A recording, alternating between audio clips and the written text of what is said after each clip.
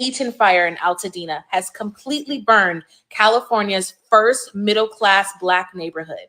Not rich folks, not celebrities. These are mainly third and fourth generation Black family homes. Altadena was one of the first suburbs in LA that Black people could buy houses in. The people that lived in these neighborhoods were the first people in their families to buy a house. These are hardworking, middle-class Black folks, Black families, multi-generational families living in these homes. The Eaton fire that's happening in Altadena is absolutely equal in the amount of damage that it's done, but no one is talking about it. The Eaton fire has burned down 13,690 acres of land. Altadena, which is the town that is completely impacted by that, is all but gone. Altadena is the first middle-class Black neighborhood in Los Angeles and in California. A lot of those homes that were lost were generational homes that Black people first were able to buy ever in this city and ever in this state. I feel like just because Altadena is a more diverse city with more working class people who happen to also be Black, people aren't talking about it. So I'm going to talk about it. We anticipate in the next 10 to 12 years, approximately 86 million Hispanics coming into the United States and 41 million Asians. You have been the majority minority for 400 years in this country. You have been the number 2 population for 400 years. You're gonna get kicked out of being number 2, you're gonna go down and become number 4. Now, common sense, even a 3rd grade education will tell you, if you didn't get anything when you were number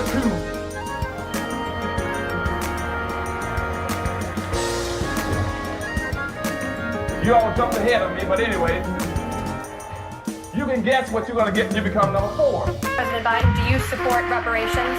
Well, I mean, since I haven't spoken on this, got a chance. Number one, the reason we're the country we are is because of immigration. We've been able to cherry pick the best from every single continent. The people who come here have determination, resilience. They are ready to stand up and work like the devil. We have 24 out of every 100 children in our school today is Hispanic. The idea that we are going to walk away and not provide every opportunity for them is not only stupid and immoral, but it's bad for America. They are the future of America. At the very same time that America refused to give the Negro any land, through an act of Congress, our government was giving away millions of acres of land in the West and the Midwest, which meant that it was willing to undergird its white peasants from Europe with an economic floor. But not only did they give the land, they built land-grant colleges with government money to teach them how to farm. This is what we are faced with, and this is the reality. Now, when we come to Washington, in this campaign, we are coming to get our check. We are owed $104 trillion on the very low end, plus $735 billion recurring. This number does not include the cost of about 50 Black Wall Streets that were decimated, nor compound interest from 2017 when Sean D. Rochester's book, The Black Tax, was published, nor the cost of Black life, nor the cost of living increases, nor the war on drugs, nor the current day pandemic. The number I'm working with is for slavery, Jim Crow, and accrued ongoing systemic racism, oppression, and disadvantage in the country our ancestors built with their lives.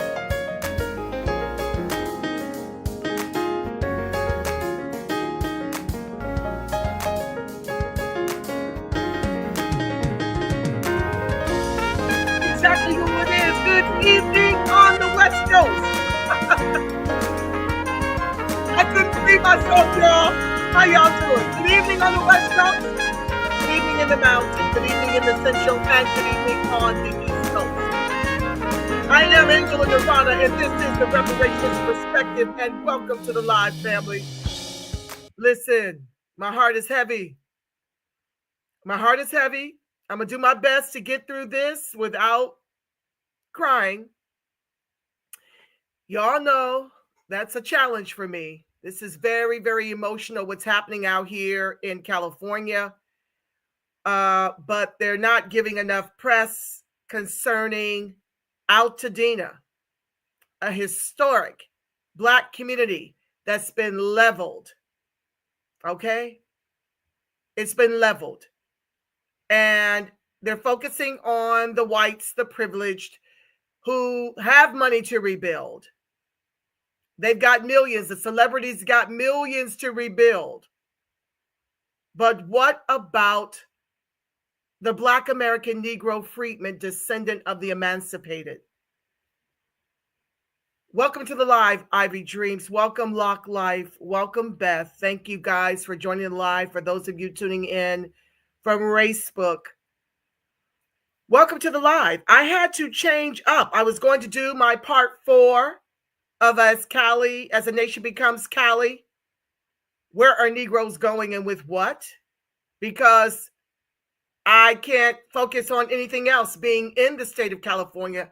I'm grateful to God that the blood was on my community and we went unscathed. I really didn't even know all of what was going on until I text my friends about a comedy show that I wanted us to attend. I knew that the fire was in the Pacific Palisades. I had no clue until I sent a text to them, a text invite to them. And some of them had been evacuated, that this had taken steam the way it had. I had no clue that all of this was going on. That's how beautiful it is in my neck of the woods. You know, I knew there was fires. I saw a little smoke, you know, in the sky, but the other part of it was, you know, bright, out kicking it with my daughter, who's just back from South Africa, talking about the trip, making groceries. Business as usual Wednesday, until my friends started writing me about their friends and loved ones whose houses had been leveled and how they had to be evacuated. So I had to take a break from the series, which I'll bring it back to you next Saturday, to really focus on what's happening in Altadena. Yeah, because as we're fighting for reparations from what they've stolen from the Negroes here in the state of California, you got the nation focused on what celebrities have lost and aren't really talking about how devastating this is. The loss of life, they say it's 11. They don't know how many lives have been lost. They can't count. They don't even have this stuff under control. These fires are still going in the Pacific Palisades. My sister friend texted me around 1 a.m. and said these fires are still going. Where I am, no, nothing. And so I'm grateful. I feel blessed. I feel humbled. And I'm just, my heart grieves, especially for us. My heart is extremely heavy because the insurance carriers were leaving up out of here. But they had the data. They knew that these incidents was going to break them if they continue, because this state is clearly not proactive when it comes to prevention. That's what's been unfolding. So, hi, Bruce. Welcome to the live. Let's get into it. Please be sure to like, share, subscribe. Oh, I got too many glasses going on. Please be sure to like, share, subscribe, turn on your notifications. I don't even know how long we're going to be here. We just going to be here till we get it done, y'all. As my co-host chat it up, and I will be over to read momentarily, but I got to just go. I've got a lot to share about the shenanigans going on out here as this state focuses more on replacing and erasing the Negro with immigrants. That's where our tax dollars are being spent. That's where our reparations is going. And now this. Let's get into it.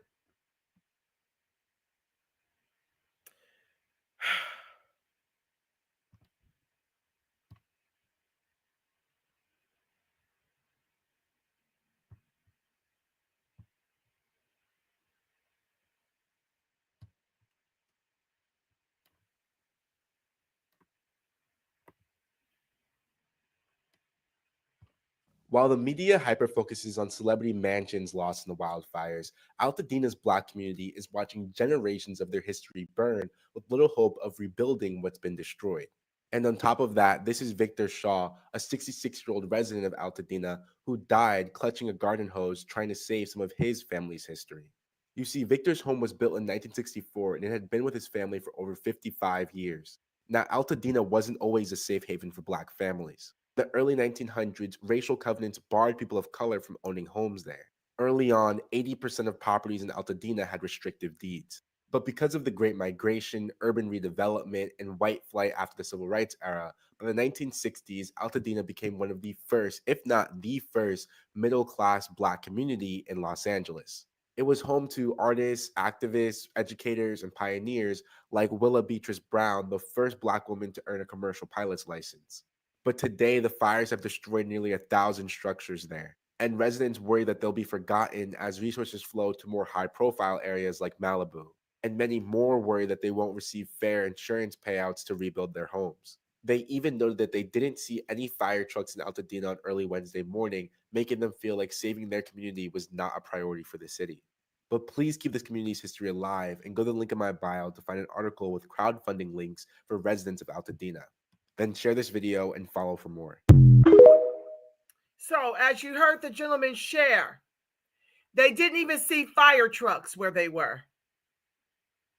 They did not even see the fire trucks.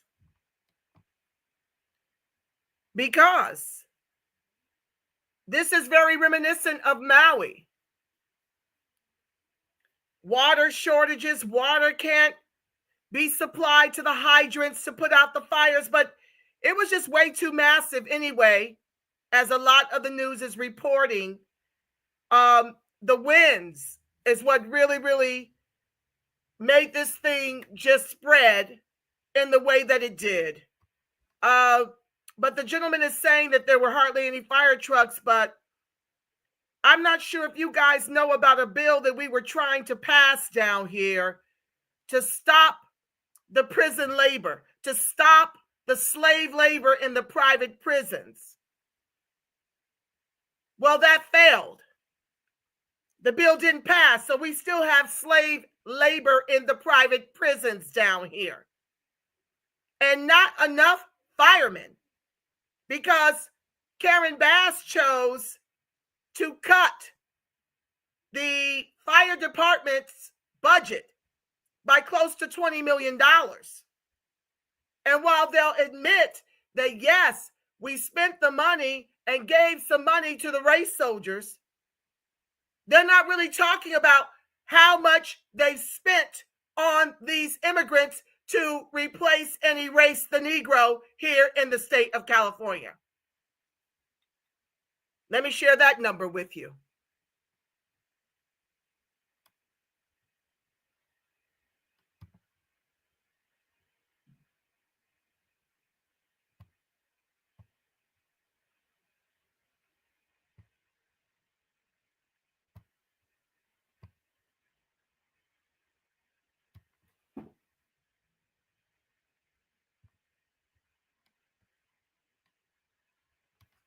Hold on, guys.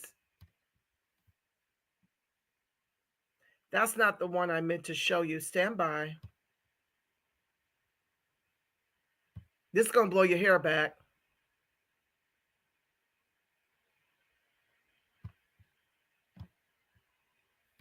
Can y'all see that? Let me get it into focus.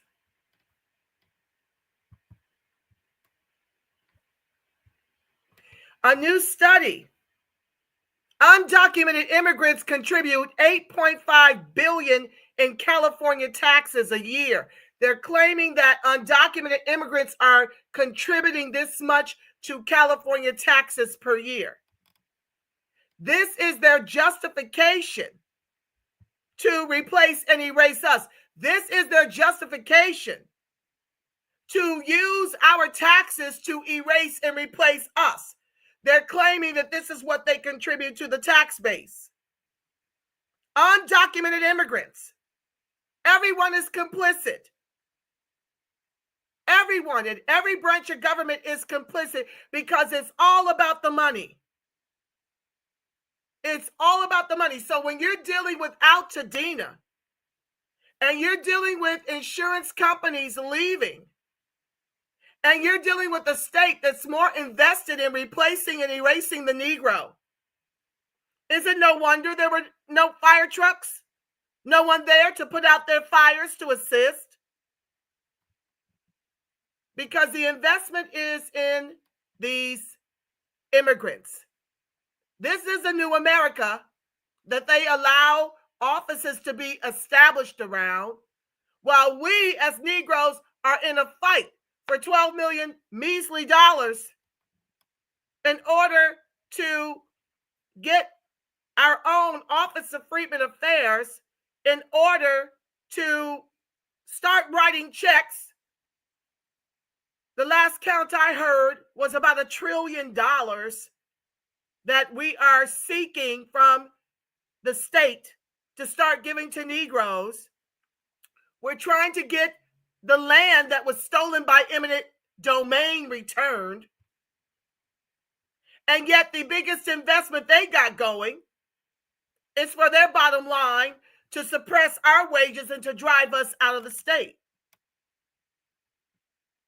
So they take $20 million from the LAFD, the Los Angeles Fire Department. And while, yes, some of it went to the cops, a lot of it goes to these immigrants. Let me show you.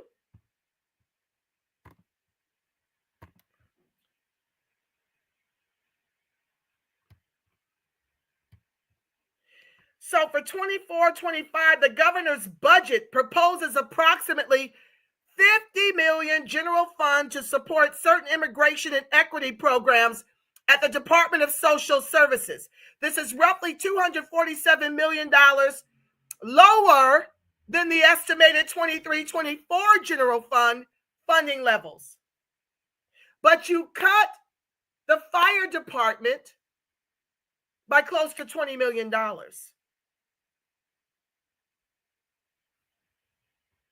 And you refuse to give the Negro employment here. You refuse to give us reparations down here. And now one of our gems has been decimated.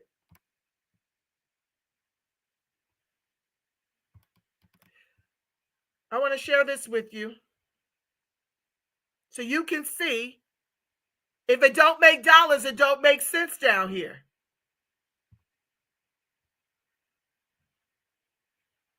I want to show you why these companies, why these insurance carriers chose to abandon the homes in the Pacific Palisades. I want to show you.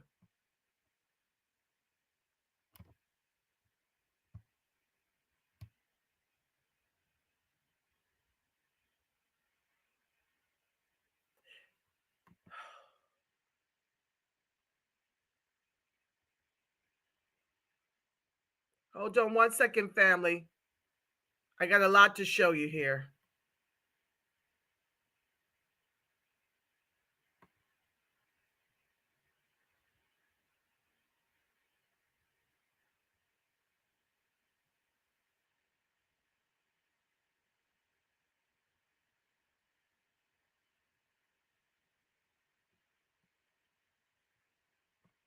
What tab is that?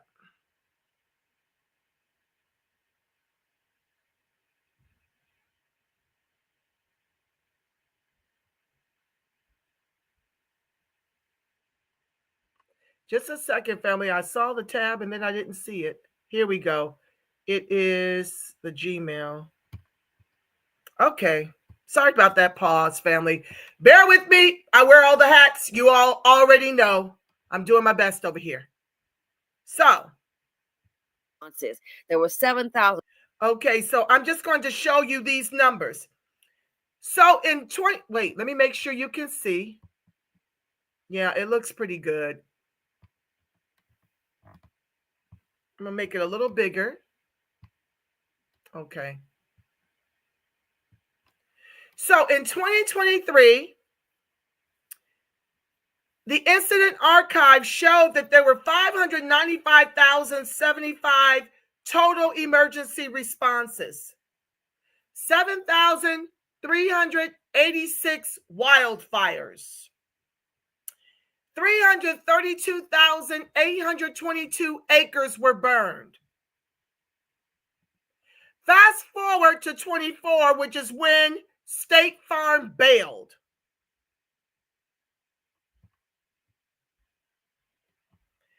Look at these numbers. It increased to 605,868 total emergency responses, 8,024 wildfires, and over 1,050,000 12 acres burned. 3 times as much.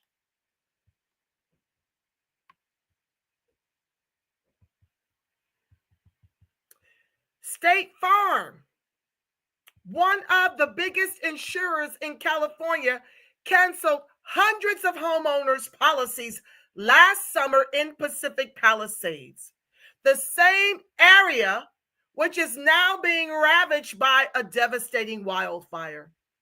The move was justified by the company as an attempt to avoid financial failure, as the frequency and severity of wildfires is growing in the Golden State, especially in at-risk zones. But as the multiple fires currently burning through Southern California threaten to cause devastating losses for residents, many will likely need to rely on their insurers to get back on their feet after the blazes are contained. Quote, "Our number one priority right now is the safety of our customers, agents, and employees impacted by the fires, and assisting our customers in the midst of this tragedy," a spokesperson for State Farm told Newsweek in response to a request for comment on Wednesday. Newsweek contacted the office of Commissioner Ricardo Lara for comment by email on Wednesday early morning, outside of standard working hours. Why it matters. Several private insurers have cut coverage in at-risk areas across California in the past 3 years, leaving homeowners scrambling to find options for coverage. As a result, California's FAIR FAIR plan, which works as an insurer of last resort in the state, has more than doubled its policies between 2020 and 2024, reaching a total of 452,000, as reported by CAP Radio. Most insurers who have limited their offer in the state mention the rising wildfire risk, as well as the state's regulations, as the main reasons behind their decision. Unable to increase their premiums to a level that will match their growing risk, companies have decided instead to cut coverage. This has triggered an ongoing property insurance sector crisis in the Golden State, as homeowners are finding it increasingly harder to find coverage at a time when they so desperately need it. Now, let me stop right there. In my research, I really didn't find how many of our people in Altadena were dropped by State Farm. I can't get a handle through my research on those numbers at all. They're not to be found. Or maybe I'm not asking AI the right question, but if someone can find it throughout the course of the broadcast, please put it in the chat. And so I wanted to say that about that.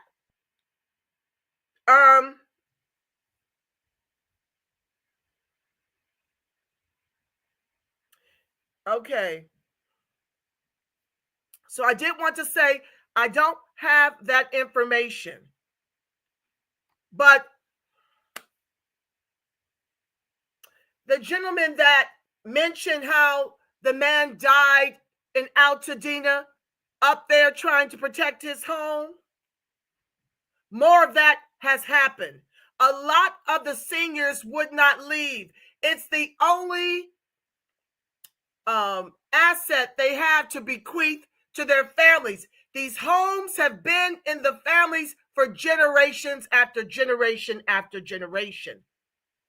So let me share another sister's story. Shout out to Rosalind, who shared this with me, and I decided to incorporate it in today's broadcast. Let me share that with you. Please be sure to like, share, subscribe, family. This needs to go viral. I got a lot to show you about what's going on. And why does it matter to you? Because we just saw this happen in the South. Wasn't there a tornado or a hurricane? And they were offering the people $750 because they're spending the money to erase and replace Americans, specifically the Negro. So when you're sitting in demon radically run cities, you're not safe. You're not protected. And you need to understand what's going on with your politics, because 92% of us 92% of black women, 78% of black men continue to vote for this. Now, both parties truly do suck for the Negro. But when you're talking deportation and closed borders, the Negro desperately needs it because the demon rats have opened up the floodgate. They're spending our reparations, taxes, and Social Security to replace and erase us. Let me share.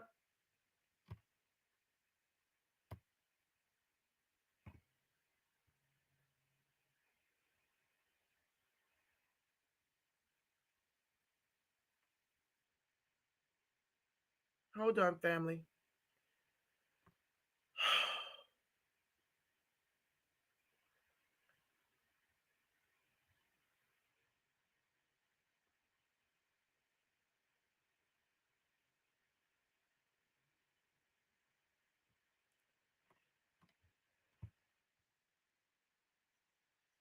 Lost everything in the Eaton fire. Tonight, they're coming together to cope with the tragedy.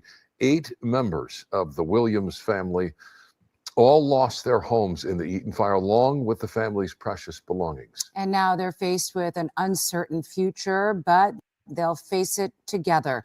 KTLA's Rick Chambers joins us live from Sherman Oaks with their story. Rick. Yeah, Cheryl, like scores of other fire victims, the Williams family is being sheltered in a hotel tonight.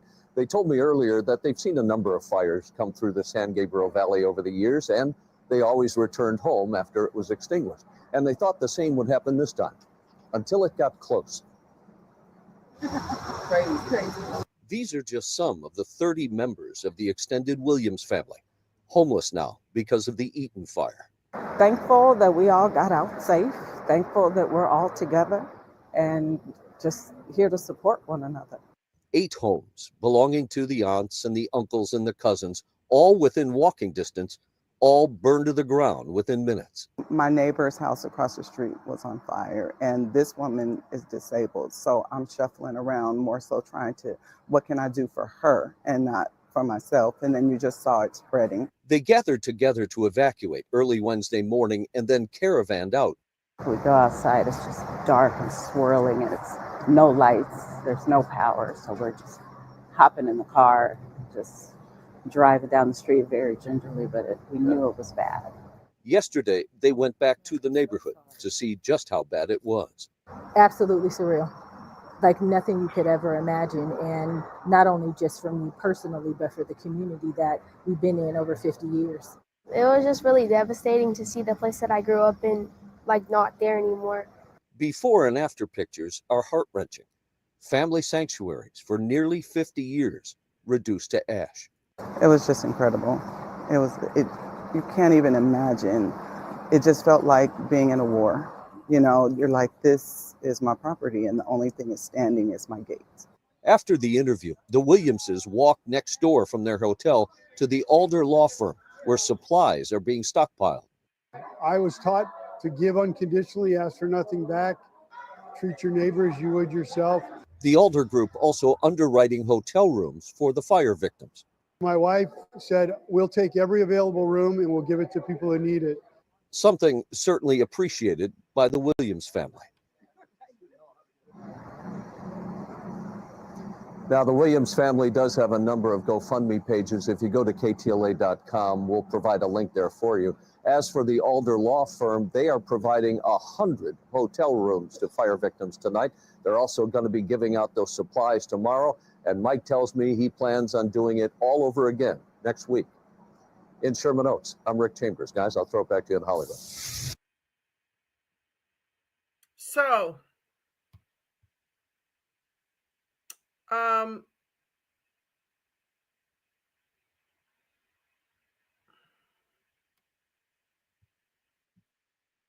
just a second, family.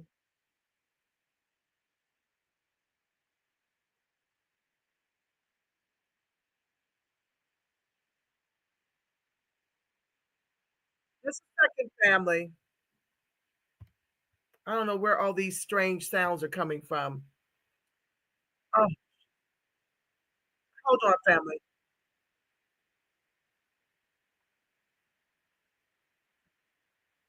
Something is going and I cannot find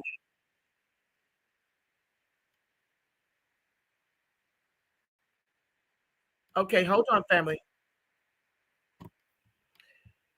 So that's just one family. That is in Eaton. Eaton is adjacent to Altadena. These are the two largest fires. The Pacific Palisades and then the Eaton fire came next.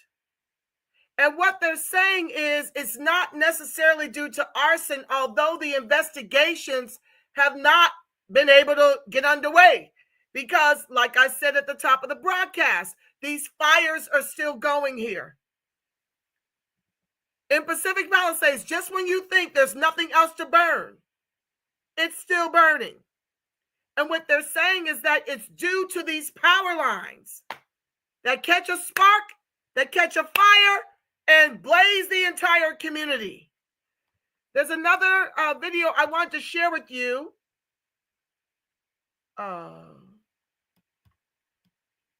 Just a second. I want to share another video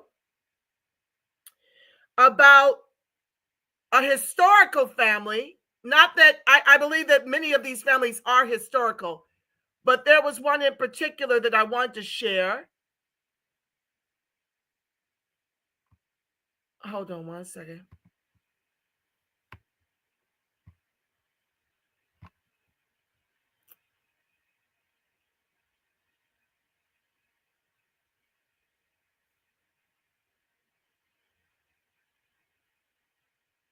Is that it?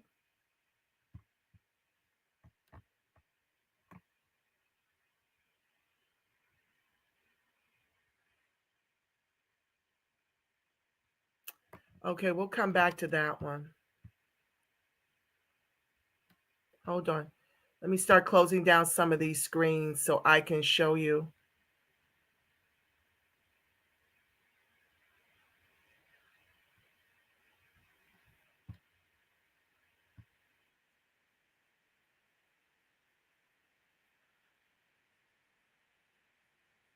It's very upsetting.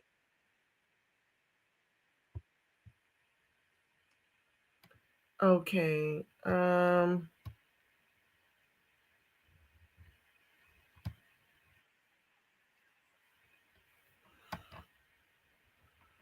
That's not it. That's not it. I want you guys to see this other family because they talk about how historic they are.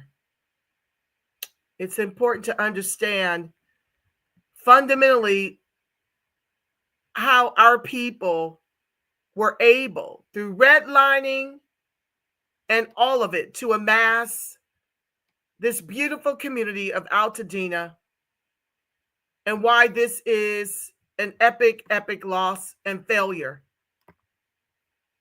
of the state concerning them. And I don't know what they're going to do to make these families whole.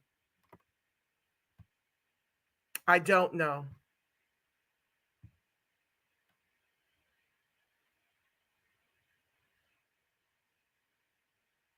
Okay, just a second, family. Sorry, this one I really want to show you.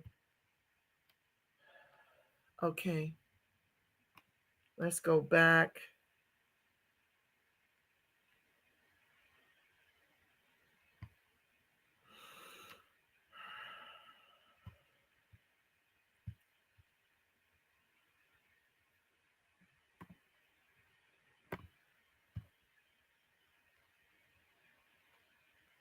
Okay.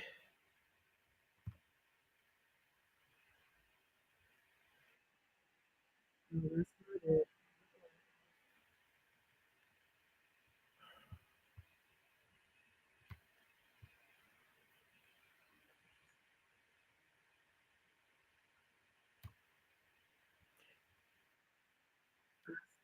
Okay.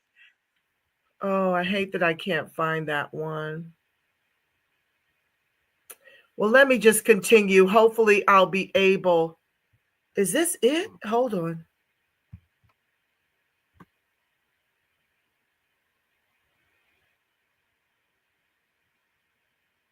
Okay, let's just continue because I can't seem to put my finger on it.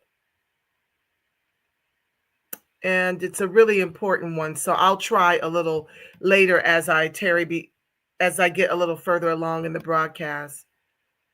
Historic Black neighborhood of Altadena reduced to ashes in Los Angeles wildfires. Amongst the thousands of acres set aflame by the Los Angeles wildfires, Altadena, a historically Black neighborhood, is left incinerated. This is the griot.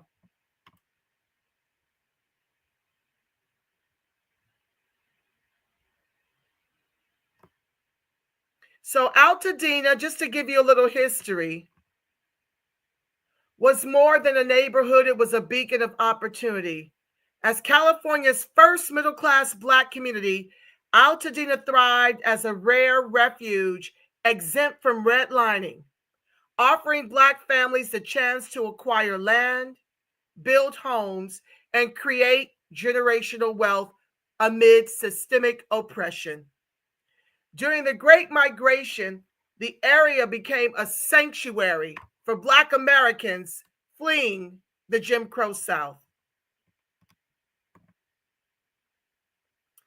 Over the decades, Altadena blossomed into a diverse suburb with a significant Black population, climbing from under 4% in 1960 to 31% in 2000.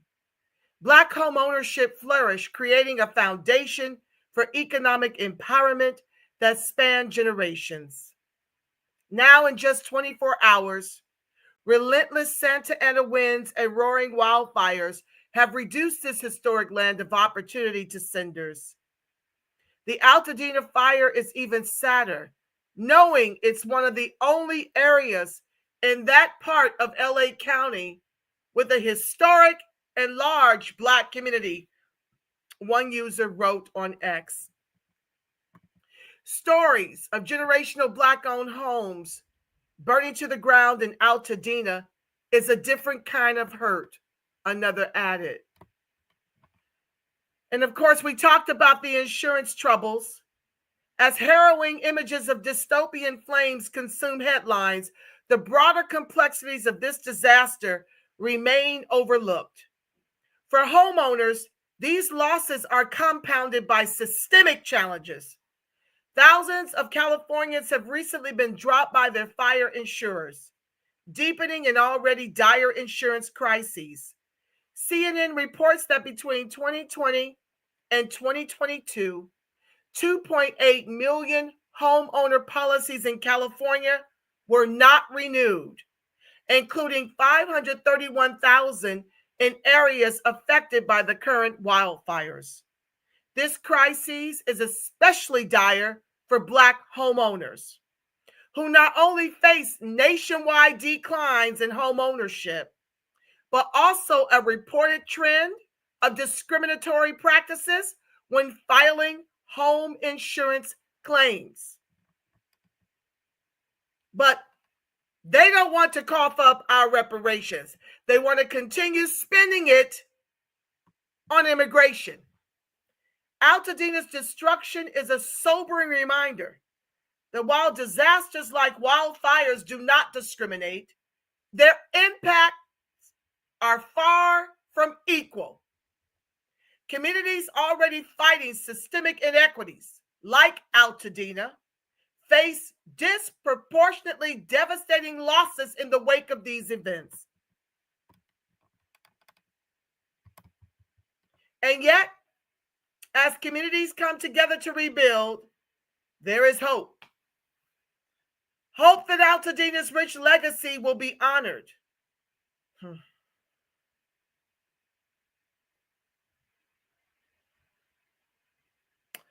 And that the resilience of its residents will inspire a future where Black homeownership not only endures but thrives, ensuring this land remains a symbol of opportunity for generations to come.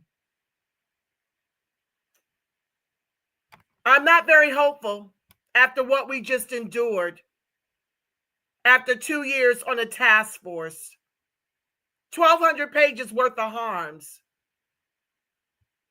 that this community will be restored to its rightful owners, the Negro.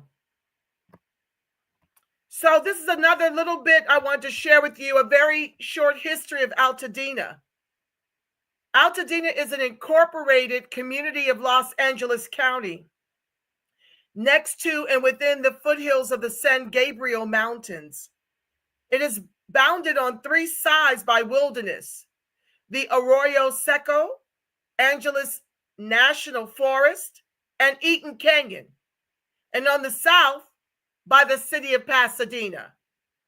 Throughout its history and up until today, as Altadena celebrates its 125th year, this distinct geography has nurtured an independent spirit and given the community a close-to-nature feel. Citizens here have consistently resisted annexation to Pasadena, although that city has taken 46 bites of it over the years, seeking tax revenues, and voted down incorporating as a city. Altadenans prefer a looser political structure that still manages to foster an unmistakable identity. So this part of Southern California dates back, it has its roots, it dates to the period immediately following statehood, when settlers began tapping water sources in its canyons. Benjamin Eaton began developing water systems for Don Benito Wilson and Dr. John Griffin, who purchased the 14,000-acre San Pascual Rancho, eventually developed into Pasadena, South Pasadena, Altadena, and parts of other adjacent communities from Manuel Garfias in 1858. Eaton was soon successfully growing grapes with little water just beneath the foothills and other citrus, which he proved could thrive at higher altitudes than previously believed. So I'm not going to read all of this to you. I'm going to jump. So basically, there are a lot of pioneers from the Midwest that built up the surrounding areas: Pasadena, South Pasadena, Altadena. They and Eaton, they were responsible coming in from the Midwest. And there was a time when it was naturally predominantly white. So let me just jump a little bit in the history here to share with you how it became diverse.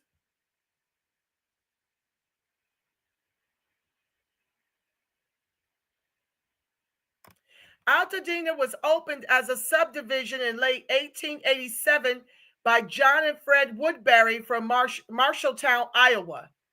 The Woodburys envisioned a millionaire's rural suburb north of busy Pasadena, hoping to add to the wealthy class already gathering here, including Colonel Charles Green and Andrew McNally. Their timing was off, The real estate bubble burst in 1888, and the region was thrown into an economic panic that grew worse as it merged into a great national depression lasting through much of the 1890s. A bright spot in this period was the development of Thaddeus Lowe's Elegant Mountain Railway, which created a connection from LA through Pasadena and up to Altadena and beyond to the many hotels and camps in the mountains. Their temperance was not an issue. So I want to jump a little bit more because I don't want to tear it. I want to get to your comments. From this era, the 1890s through the 1920s, ranchers and residents continued slowly buying up Altadena land, growing grapes, and expanding into oranges, olives, walnuts, and in the 20th century, dates, avocados, and commercial fruit and ornamental plant nurseries. Business magnates also came mainly from Chicago and other Midwestern cities, attracted by climate, rural ambiance, and the delights of nearby Pasadena. They built many grand winter and retirement homes, gradually moving the center of wealth from Mariposa Street east toward Eaton Canyon in the teens and 20s. Despite the grandeur of its estates, Altadena also attracted regular folks, fewer of them farmers, as time went on. Excellent public transportation lines made jobs in Pasadena and Los Angeles easily accessible. Somehow, Altadena retained its rustic character and rural flavor through the 30s when people continued to arrive and into the 40s. A cadre of artists, writers, and bohemians joined the population of blue and white collar workers and millionaires. Economic growth and GI benefits fueled the largest expansion of the middle class in the U.S. history following World War II. This including rising rates of home ownership. A huge building boom ate up most of Altadena's remaining open land and turned it into housing for the newly upwardly mobile. It consisted of infill around estates in central Altadena and new tracts built on the west side, where farming had lasted longest because of excellent water resources. In the 40s and 50s, Altadena reached its present-day population in the 40,000s, peaking at 46,000 in the early 1950s and settling down to 43,000 today. About 96% at that time were white. This time of an expanding economy, modernization, business growth, and community building took place during the Cold War, when ideological battles and fear of communism played out across America and around the world. Altadena's present-day diversity came into being largely during the tumult of social change in the 60s and 70s, the civil rights movement, protests against the Vietnam War, the rising youth culture, and other national issues of the day played out locally in lawsuits over school integration, neighborhoods carved apart by new freeways, and redevelopment conflicts in Pasadena. All of these causes, along with a thickening layer of smog piling up against the mountains, prompted half of Altadena's population to leave in a flurry of white flight. New residents were mainly people of color. In a shifting mosaic of ethnic diversity over the past 40 to 50 years, virtually every Altadena neighborhood has become mixed racially, although the West Side remains more diverse and working class. The community's many groups are now reflected in civic life, making Altadena one of the most integrated communities in Southern California. But as we know, family, prior to its integration, prior to its integration, it was predominantly the Negro that made Altadena what it is up and through this LA wildfire that has taken it out, taken it completely out. So I wanted to get into something that Rizza Islam shared, because there's been a lot of, what's the word I'm looking for? I don't like calling it conspiracy theory, because I got questions too. I got questions. Like, I'm very, very curious about how Altadena has been leveled. I really am. And Rizza Islam shared on X, have you ever heard of directed energy weapons? Anyone who says it is impossible to start fires on a large scale doesn't know about DEW weapons. When looking at things, always make sure you rule out the other possibilities. We always should look at God's hand in a situation first. Then we look at other ingredients. Directed energy weapons, local arsonists, land grabs. This is what grabbed my attention. Land grabs being set up for future mega real estate ventures. A covering up of evidence of underground tunnels where people were being trafficked. Insurance scams by individuals for a money grab payout, or possibly a common circumstance of fire being sparked by nature and wind carrying it, causing a wildfire in dry locations. It does happen. Whatever the cause, we have to look at different factors until we have the facts. Being educated is critical in times like these, where so much is going on in the world. Much of what we see happening in different parts of the world is being done intentionally by seeing and unseen powers. Fact. We have to be honest about this so we know how to move.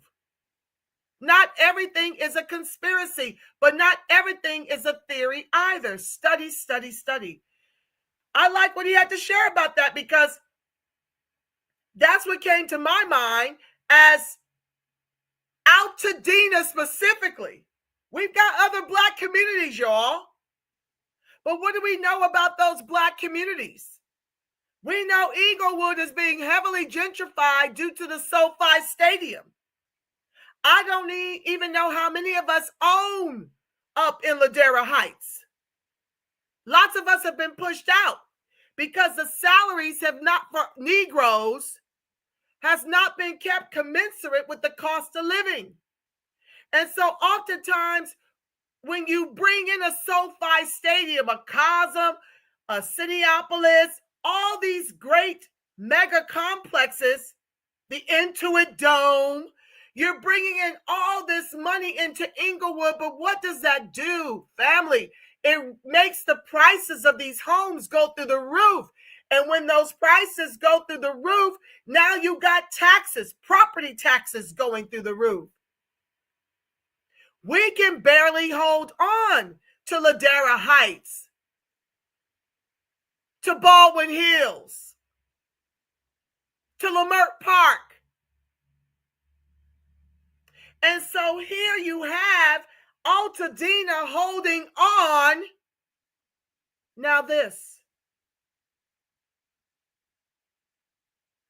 Not Inglewood, where we used to be, where we used to outnumber everyone. I haven't looked at our numbers there, but I know throughout the entire state, we're about 3% when you exclude the melanated immigrants. Things that make me go, Moving on.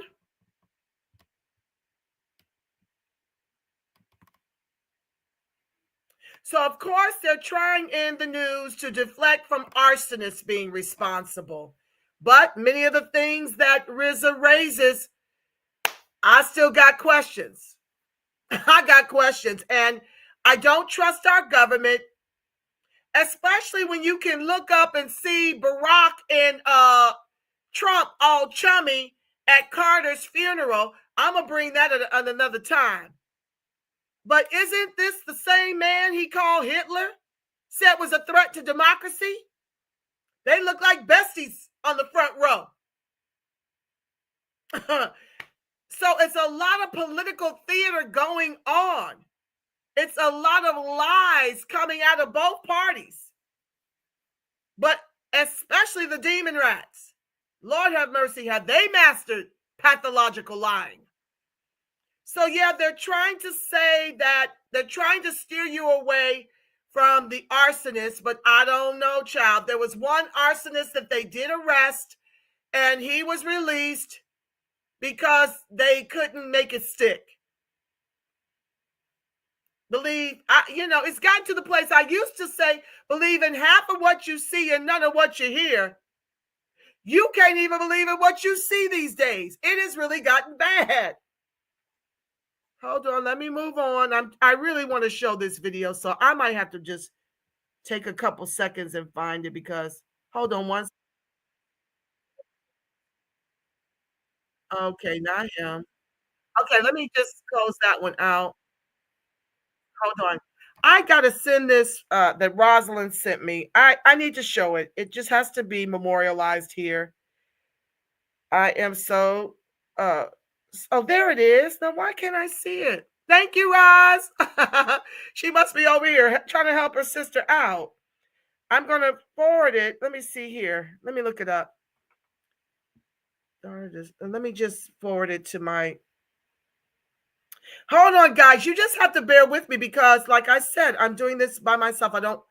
I'm not technologically savvy, but I've got a lot of great information to share. If you could just be patient and like, share, subscribe, turn on your notifications. Thank you, Rosalind. She shared it again. Oh, Lord. Hold on, guys. This is a really good one because this is just, you got to see this. You just do. So if I put it at the top here of all this stuff I got going on, it'll populate and we can watch it together. So thank you for your patience. Okay, so let me go to my inbox and we can watch this together.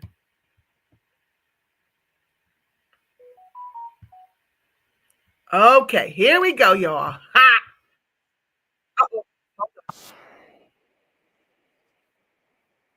You got to see this, guys. It's really epic. Thank you, Rosalind.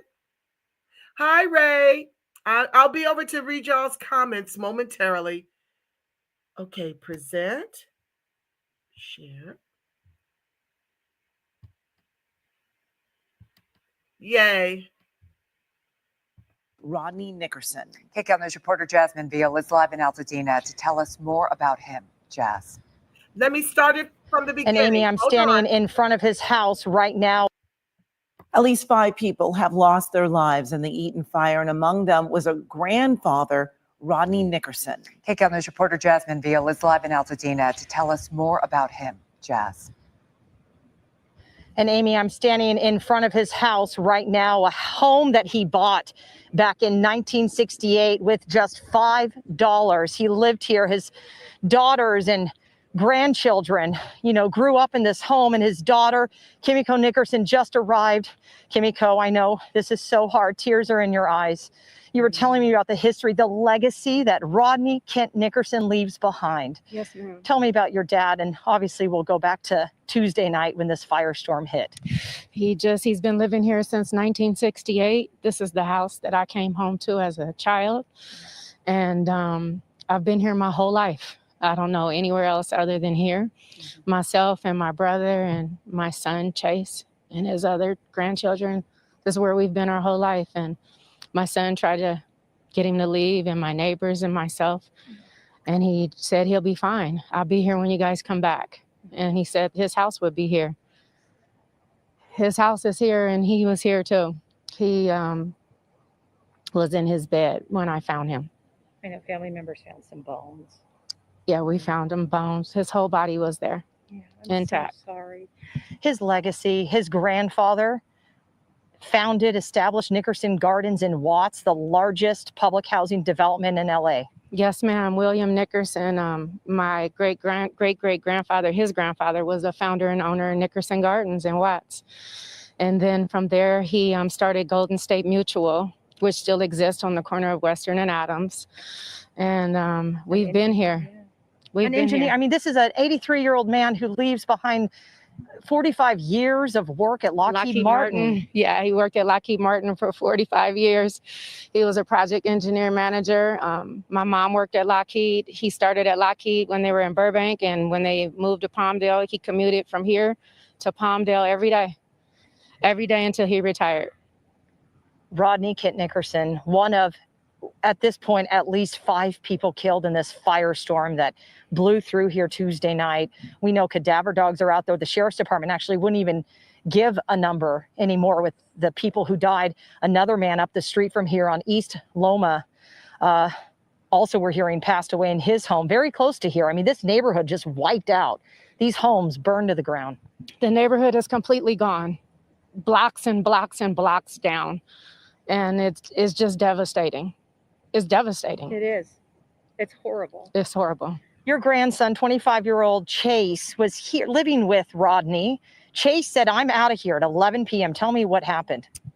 He just kept telling my dad, "Come on, pack up the car. Papa, come on, let's go." Yeah. And he was like, "I'll be right behind you." And he put some stuff in the car that's still there. And Chase was like, "Papa, we got to go now." And he says, "If I need to go, I'll go. But grandson, I don't need to go right now. But I'll be here." Chase couldn't convince. I mean, it was just Grandpa's going to stay. Yeah. And boy, did he stay. Yeah. You were at work at LAX. Yes, I work at United Airlines, and they've been very accommodating to me. And my coworkers are very accommodating to me. I know. Can you? Your mom passed away, I know, a few years ago, and this. Mm-hmm. And my dad has been here, continuing on what he's been doing since 1968. I mean, he wanted to stay in the home that he has lived in for decades. This is true.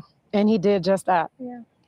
He did just that. What was the last conversation you had? Was it when he had just told you, "I'll be here tomorrow"? I'll be here tomorrow. That was the last thing he verbally said to me was, "I'll be here tomorrow." And you couldn't do any. I mean, you were far away. I was far away. I'm so sorry. Thank you very much for everything. Oh, no, and I know we have pictures of your dad we're showing. I mean, him, the life that he had.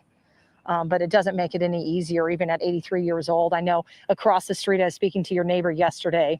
She was able to get out her 92-year-old father. Yes, Owen. But it was difficult. I mean, she said, they're fragile. He didn't want to go. Yeah, he didn't want to go. He didn't want to go. Owen, he's been living here around the same time, 1968. I've known all these people my whole life. Oh. They were here before I came. Oh. Tell me about the firefight and what you're hearing. I know, as I look around, just seeing these homes that have burned to the ground, and there were, resources that were stretched thin. Water had run dry out of fire hydrants. Did you even imagine that those could be the issues that fire departments would deal with? And this storm, unprecedented, right? With these 85 mile per hour wind gusts, 99 mile per hour. Did you ever think that it would come to this? No, I hiked the trail at Mount Low. And when you get to the top there's artifacts from where the hotel used to be and whatnot. And the information that's at the top, what took that out was a violent windstorm then. They said the winds were over 90 miles an hour and a fire took that whole hillside out. It's just amazing. My neighbors and I can't grasp how the mountain didn't burn at all, but it came down here and went through the whole neighborhood. An area that you would think wouldn't be impacted by wildfire, way up in the foothills. And we're still 3 miles from where this fire started in Eaton Canyon. That's right. And the whole community is gone.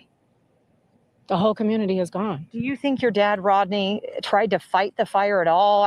Was he even capable of getting out there with the hose? Or don't y'all find that suspicious? Look at those trees that still have leaves on them. Still standing. And this is far from the Pacific Palisades. They're about the same distance as I am from, the city, from where the Pacific Palisades stuff jumped off. I'm about an hour away, as are they. Something ain't right.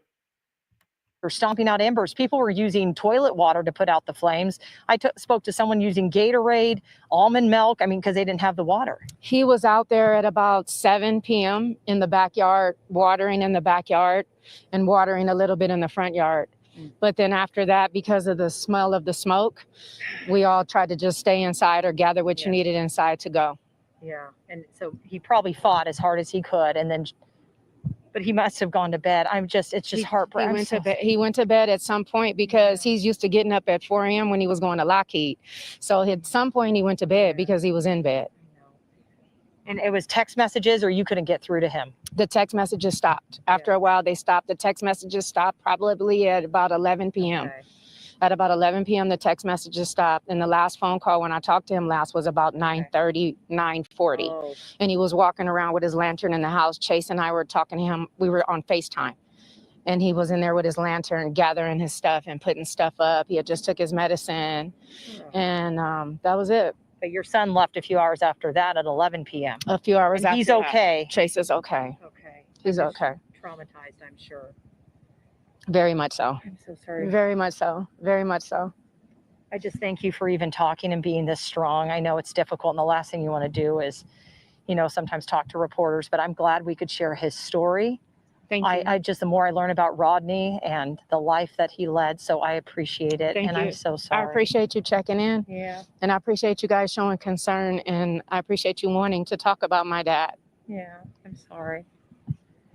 Just all these stories that I've heard over the last 2 days, from the Palisades to this Eaton fire, folks who've lost everything, but again, to lose a life, that's the hardest. You see homes that have burned down, but to lose a life. So best of luck to your prayers to your family. I really appreciate it. Check on me, okay? I will. Okay. I will for sure. All right. Thank you. All right. I'm going to let Kimiko go. She's been talking to detectives who are here with the sheriff's department. I should just say deputies have told her that homicide detectives are going to be making their way back here to her father's house. Then the coroner, again, we saw that van just up the street from here, checking out yet another home where we're hearing that another person, I think a man, had passed away, but we're trying to confirm that. We know that you had seniors, the elderly, evacuated, literally rescued out of some senior living facilities on Altadena Drive when this firestorm hit. So many people that they had to get out of the way, but unfortunately, those who did not just had no chance against these flames that came tearing through here. And it's just, yeah, there are no words. We talked about it this morning with some of my colleagues. This entire landscape, this entire place has changed forever. And obviously the lives of the poor Nickerson family changed forever too. And just dealing with so much grief. I'll send it back to you live here on Altapine Drive. Jasmine, VLKCal News.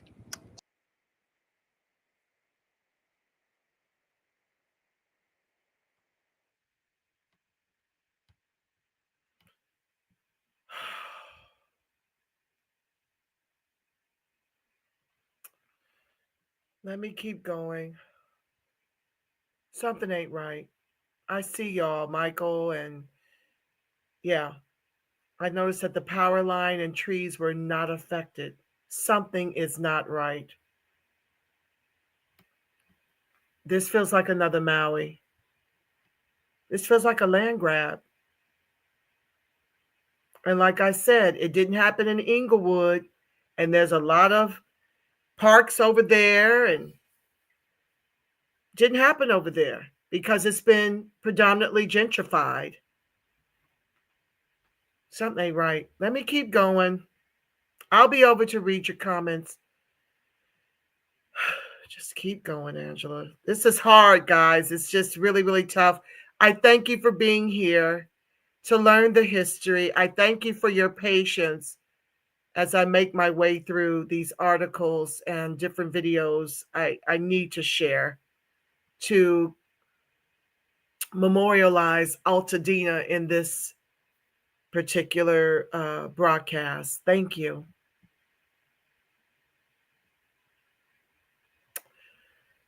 If someone in the chat can please put any GoFundMe's relative to Altadena residents, you know what?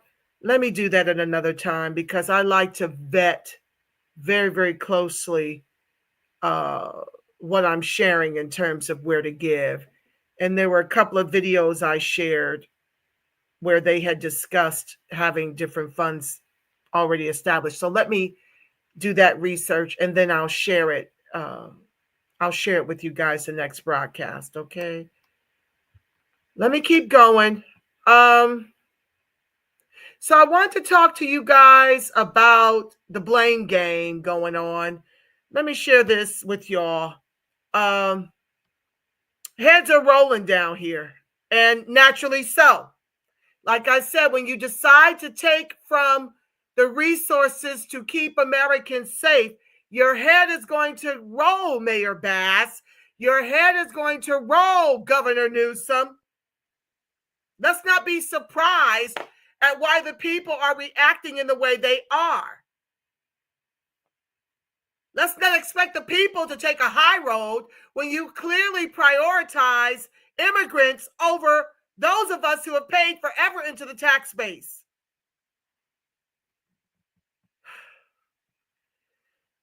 Stand by.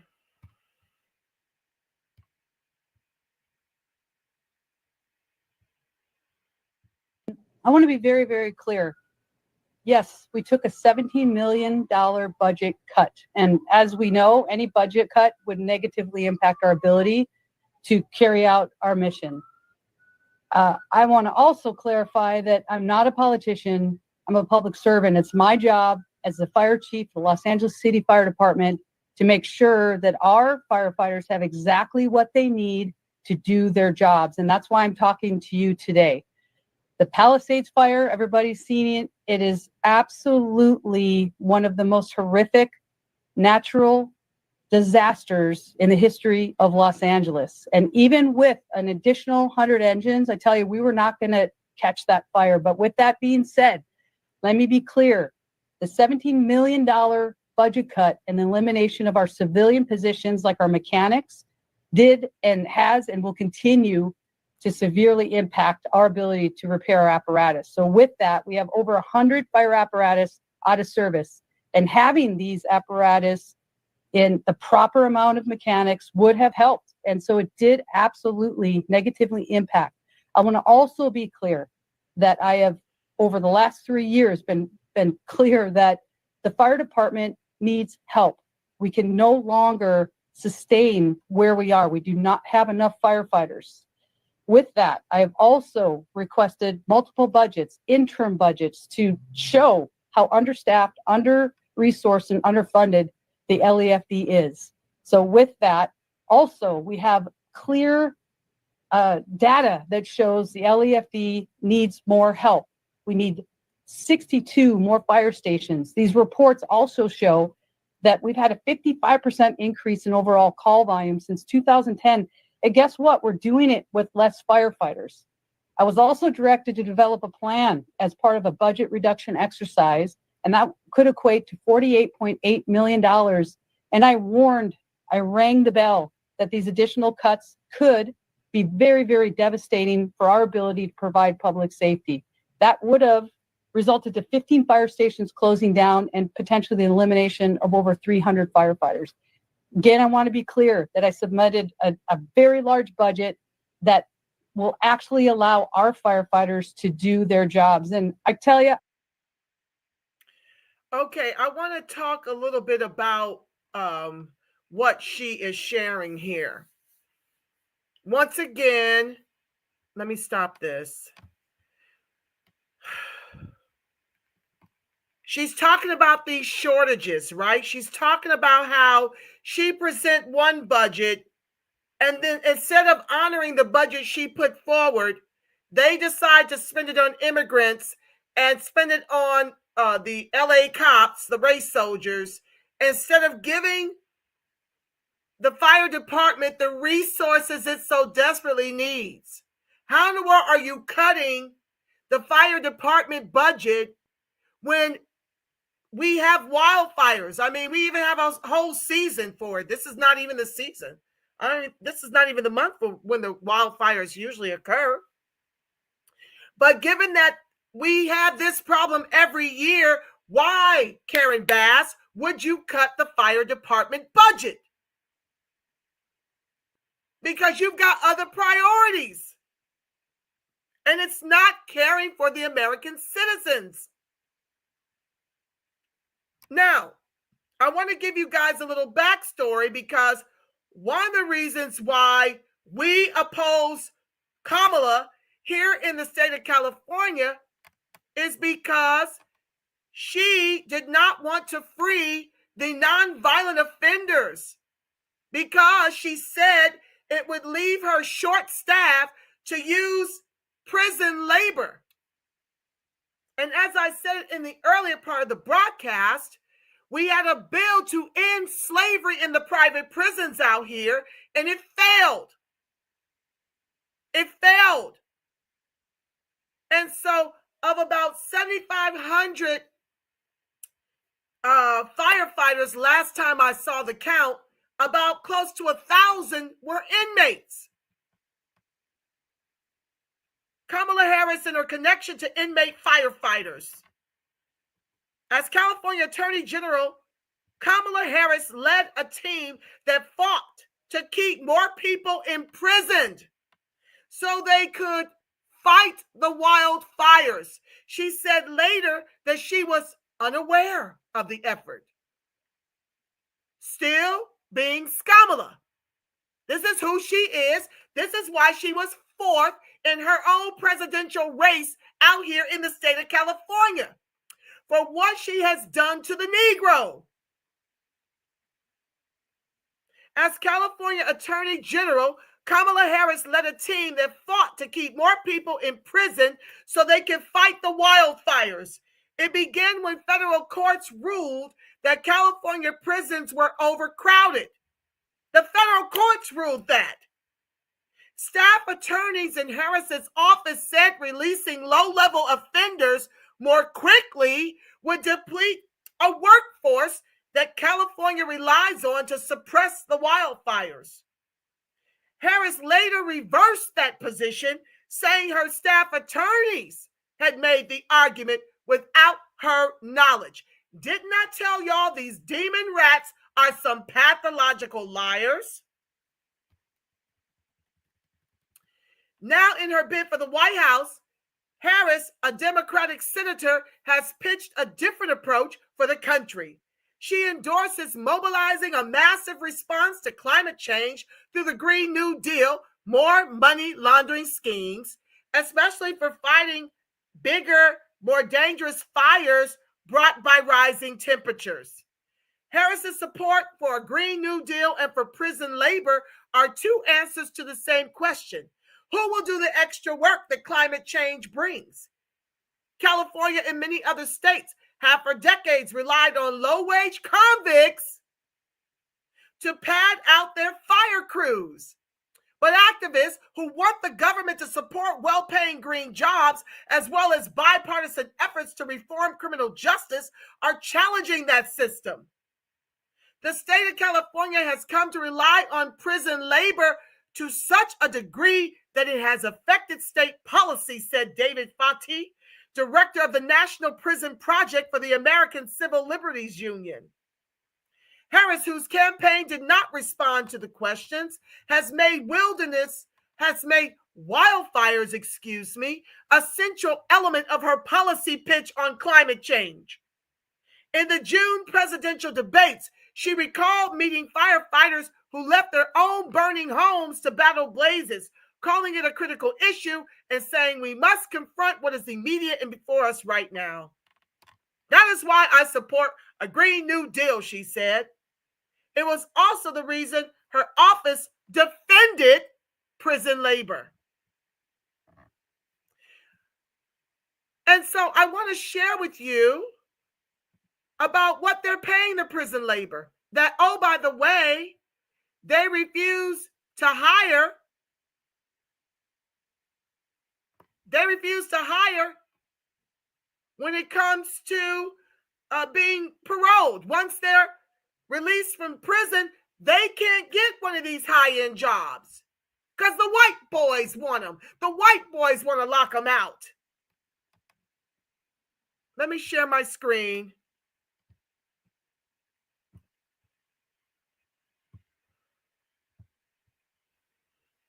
Nearly 800 incarcerated firefighters deployed as LA battles the wildfires. Do you see what they earn? $5.80 to $10.24 per day, plus $1 an hour when responding to active emergencies, according to the CDCR. But what percentage of the LA Fire Department is the Negro? Now, let me help you with something. When I was trying to find the percentage of these inmates that are a part of these fire camps, you have to be a nonviolent offender to be eligible for this, okay? Let me see if they say a little bit about that. Lord, a firefighter battles the Eaton fire in Altadena, California on Wednesday. Where is his firefighter suit? That looks crazy. Hundreds of incarcerated firefighters are helping battle the destructive blazes. Lord, I'm so tired of these ads. Sorry, guys.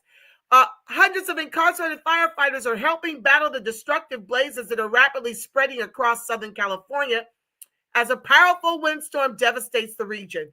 The California Department of Corrections and Rehab said on Thursday that it had deployed 783 imprisoned firefighters while LA County fights multiple out-of-control blazes fueled by extreme winds and dry conditions. The incarcerated crews are embedded with the California Department of Forestry and Fire Protection, and it's nearly 2,000 firefighters who have been stretched thin from several simultaneous emergencies.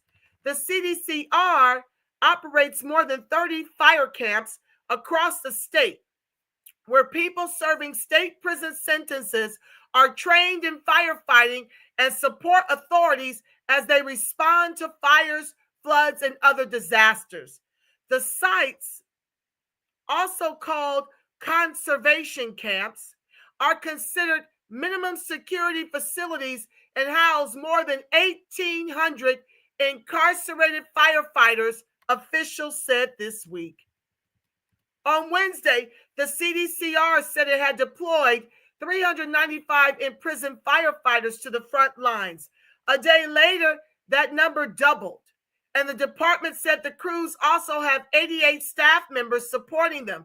Their work has involved cutting fire lines and removing fuel from behind structures to slow fire spread, the CDCR said. California, which is grappling with longer and more destructive fire seasons amid the climate crisis, has long relied on incarcerated people for its response. The CDCR crews have at times accounted for as much as 30% of the wildfire force in the state. You're talking about predominantly Negro. They will not give me a count. Nonviolent offenders. I think at the max they can make at that dollar per extra hour is about $25 for the day. Now let's talk about what the whites and the immigrants are earning as firefighters and the DEI hires. You saw that was a DEI hire. That is a lesbian police chief. And there are about 3 of them at the very top rank. So let's show you what these firefighters are earning out here. Hold on.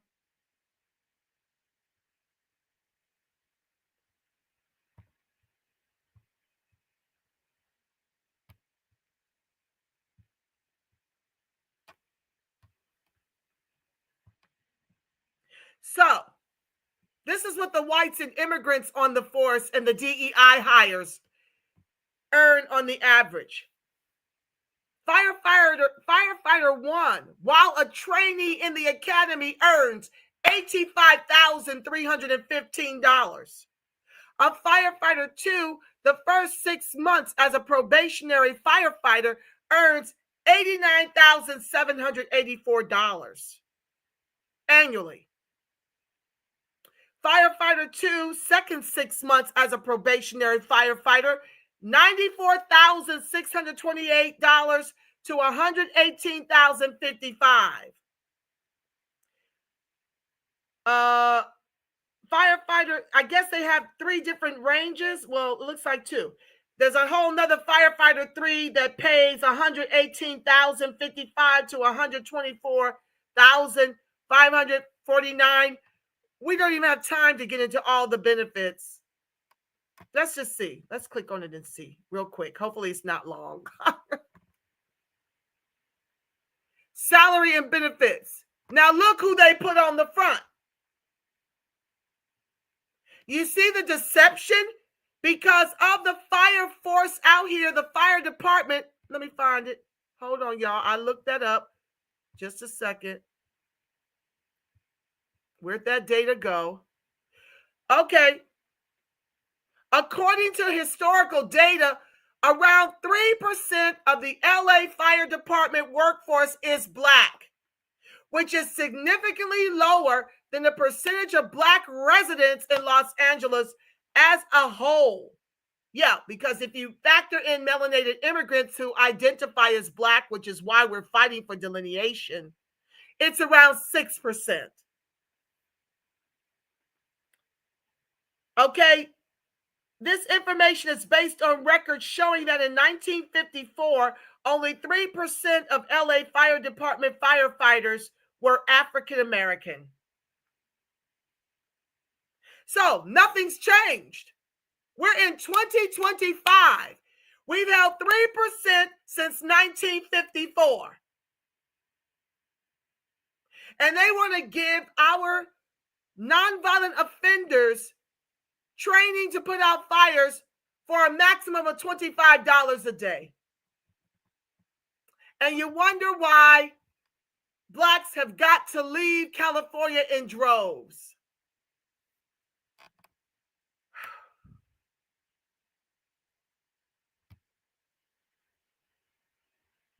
So let me go back here. Salary, comprehensive health and wellness, $85,000 to $124,000. They'll receive full pay, medical and dental benefits during the academy.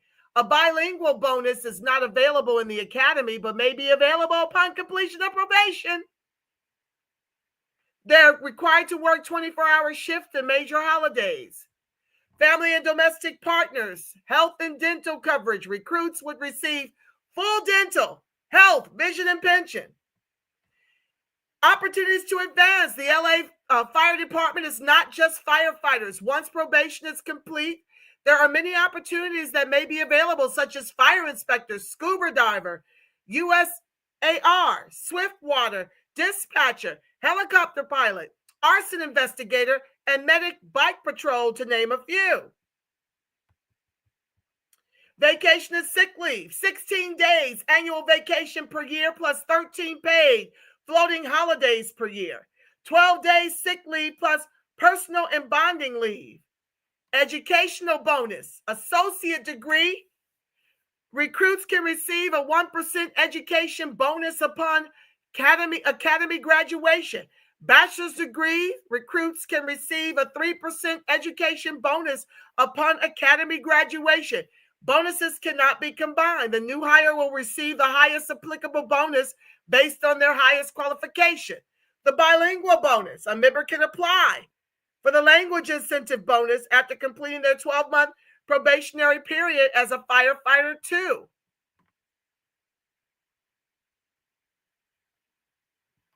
Yeah, so that's just a brief overview. We're 3% of the force, and look what they put out there to propagandize and to lie in your face about about who's running the LAFD down here. It's DEI, immigrants, and whites.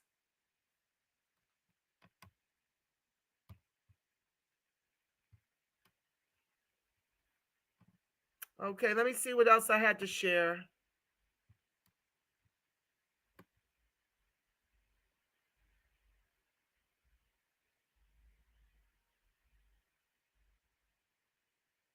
Okay, I'm done with that part of the program. I wanted to bring that into this and memorialize what's happening. Okay, I did want to talk with you guys. I want to share this video with you as well. LA fires. Why did the fire hydrants run dry? What we know. Okay, so let me share this video. So you guys can get some understanding, because I'm struggling with understanding. So I'm trying to show you guys, if you're having a little challenge understanding as well, what is going on. Fire hydrants ran dry in the Pacific Palisades. It sparked a wave of criticism and even misinformation. Because Karen Bass didn't fill the reservoirs. So all the fire reservoirs were not, so the fire trucks are there, they couldn't pump water. They cut the water off. Now I want to say something about James Woods. In our fight for reparations, he wants to sit up here and make a whole lie about Irish being the first to be enslaved in this country. 90 days ago, he and his wife, I guess they had already undergone one of these fires that had ravaged the home, and they went through and did renovations and, got everything back brand spanking new. 90 days later, they lost everything in this fire.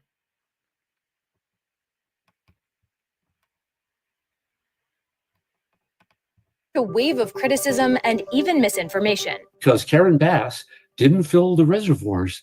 So all the fire reservoirs were not, so the fire trucks are there, they couldn't pump water. They cut the water off. They don't have water. Surveys show LA did have water, but amid widespread frustration and a report that a local reservoir in the Palisades was offline and empty due to repairs, California Governor Gavin Newsom issued a review of Los Angeles Water and Power. Here's how the water supply system works and what we know about why hydrants ran out of water at the height of the Palisades fire. About 2/3 of LA County's water comes from sources outside of LA.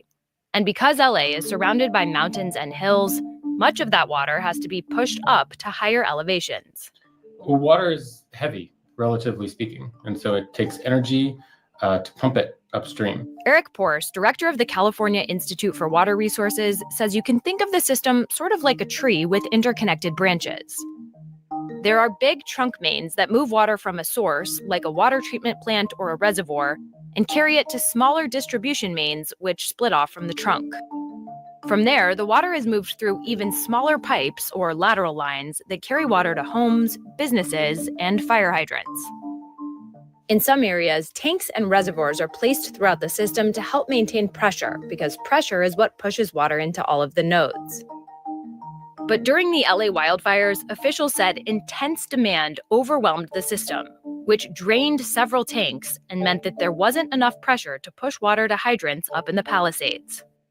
So I want to make sure that you understand there's water in the trunk line. It just cannot get off the hill because we cannot fill the tank fast enough. Officials say there wasn't a lack of water in LA, and data shows that major California reservoirs were at or above historic averages when the fires broke out. But in a letter to LA officials, Newsom called the ongoing reports of the loss of water pressure to some local hydrants during the fires and the reported unavailability of water supplies from the Santa Ynez Reservoir deeply troubling. However, a former city official told the LA Times that given the severity of the fires, the area still would have experienced serious drops in pressure even with that reservoir. Those distribution systems aren't really designed to manage wildfire, especially wildfire that was spreading at this rate. Meanwhile, state officials are pushing back against claims that environmental policies caused LA to have water problems as some blamed Newsom and the state's efforts to protect species like the Delta smeltfish by restricting the flow of some water to Southern California. You're just letting water run into the Pacific because of what? A fish that no one's heard of? Does anybody care about the smelt fish? Incoming President Trump posted he wanted to protect an essentially worthless fish called a smelt by giving it less water. It didn't work, but didn't care about the people of California. Now the ultimate price is being paid. So what's happened is a tragedy, and the governor has not done a good job. What do you say to the criticism that the state has mismanaged water supplies? I think the facts speak for themselves. The fact that there is water in reservoirs beyond what is average traditionally for this time of year means that we are moving water when it is available. And I want to be very, very clear. The way that we are moving water and have been moving water and conditions that we're seeing in Southern California around access to that water, it has nothing to do with protected fish species under the law. Carla Namath and other California officials say one of the biggest issues was actually wind. The fire is being fueled by a combination of strong winds and surrounding topography, which is making it extremely challenging for our personnel that are assigned to this incident. Is there anything California or LA officials could have done better to mitigate the threat of these fires? There will be lots of opportunity after this event to understand what happened. And we will learn from that, and especially in the context of climate, and we will adjust and move forward. I think it's really important for folks to understand that a fire suppression strategy for a wildland fire is not dealt with localized community fire hydrants. It's just not the right scale. Well, she's got a point there. She's got a point. Okay, let me stop sharing that. We're just about done, and I can get to your comments. Thank you guys for hanging in there with me. I'm just trying to go through. So an estimate by a LA County supervisor found that his county spent more than $600 million in 2010 on welfare for the children of illegal aliens. That was up more than $30 million over the previous year. This, instead of paying the Negro the reparations we are long overdue so that we can flourish in the country of our ancestors. The cost estimate accounts only for food stamps and welfare benefits through the CalWorks program. Oh, by the way, benefits that our seniors cannot even get. I've got a parishioner that clears about $2,600 a month from Social Security. She'll be 83 next month. They denied her 3 times for food stamps. $2,600 a month, y'all, in a state that really takes about $150K a year just to be okay. But they're giving it in droves to the illegals. The figure does not reflect any direct costs from illegal alien parents themselves, nor from the children's education, healthcare, or public safety. However, the supervisor notes that illegal immigrant parents typically collect the kids' welfare. Such costs fall primarily upon localities and states. LA County saw 22% of its welfare spending go to illegal aliens.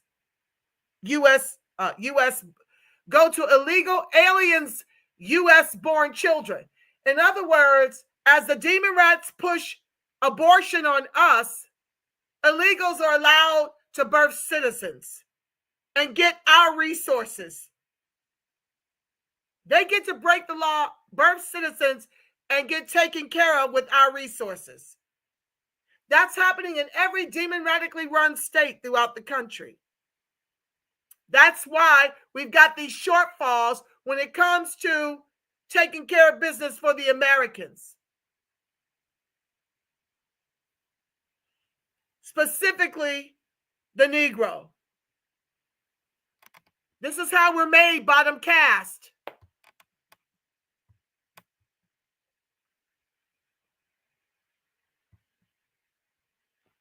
Hold on one second. I want to share this. I want to memorialize this one here too.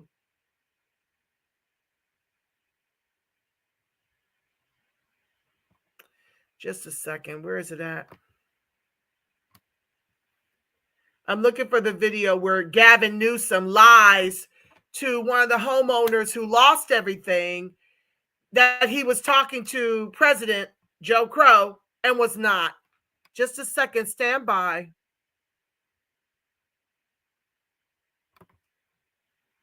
They'll lie straight in your face.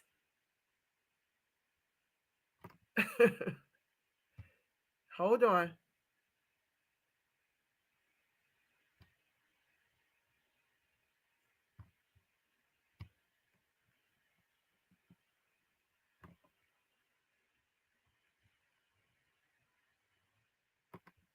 Just a second. Oh, I did want to read this first since I have it open. Are arsonists responsible for the LA wildfires? Some of the most skilled fire investigators in the country are working to determine what caused the blaze. Blazes, plural. Okay. Okay, so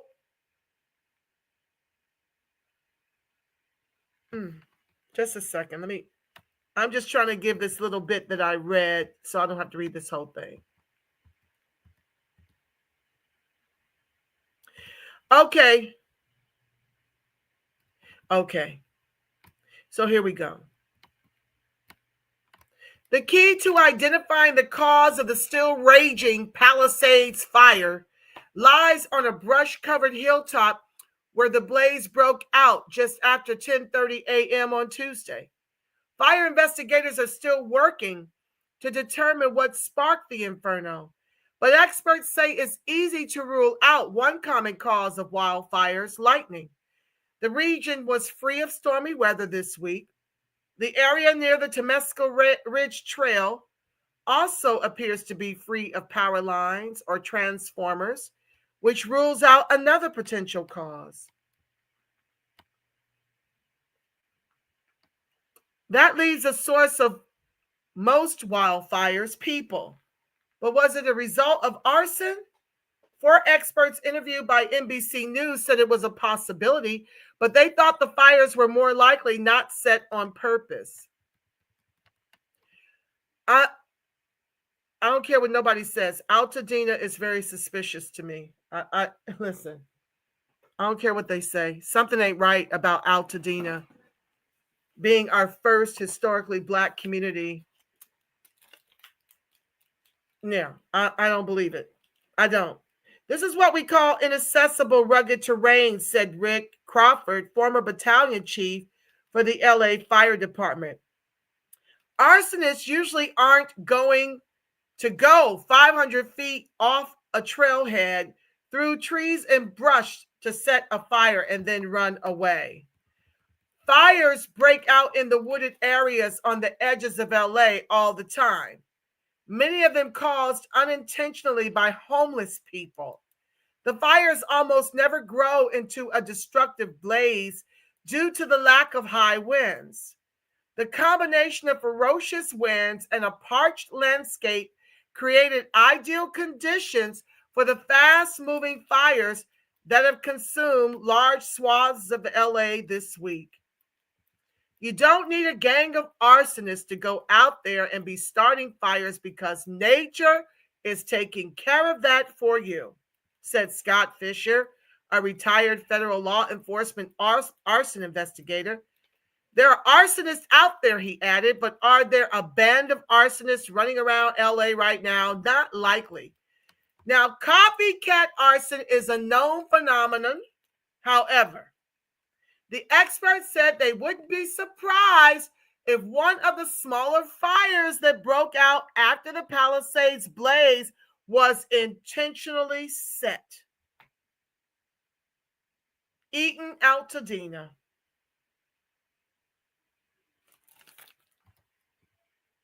The Eaton fire, the second largest to wreak havoc in LA, is not one of those likely to have been started by an arsonist, the experts say. It erupted Tuesday evening in an area east of Altadena, where an array of high voltage transmission lines hovered overhead. But didn't I just show y'all a video? One of my brilliant co-hosts wrote it in the chat. No power lines were down, and those trees, by and large, still had green foliage on them.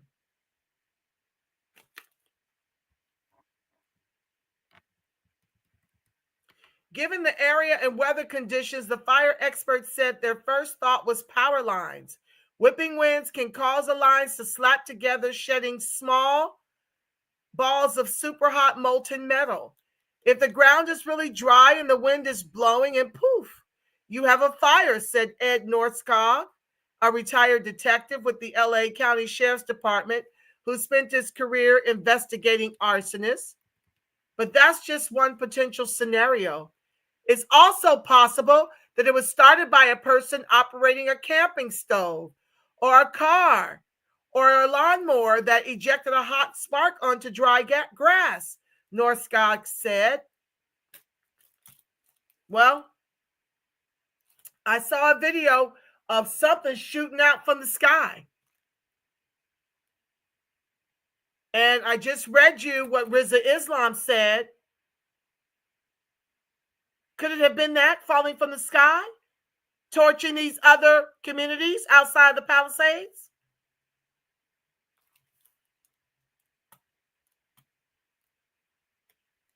Okay, I'm going to let that one go. Something for y'all to ponder.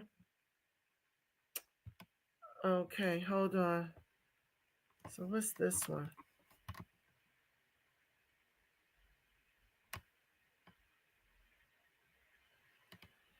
I'm going to let that one go so we can get to the questions and the comments.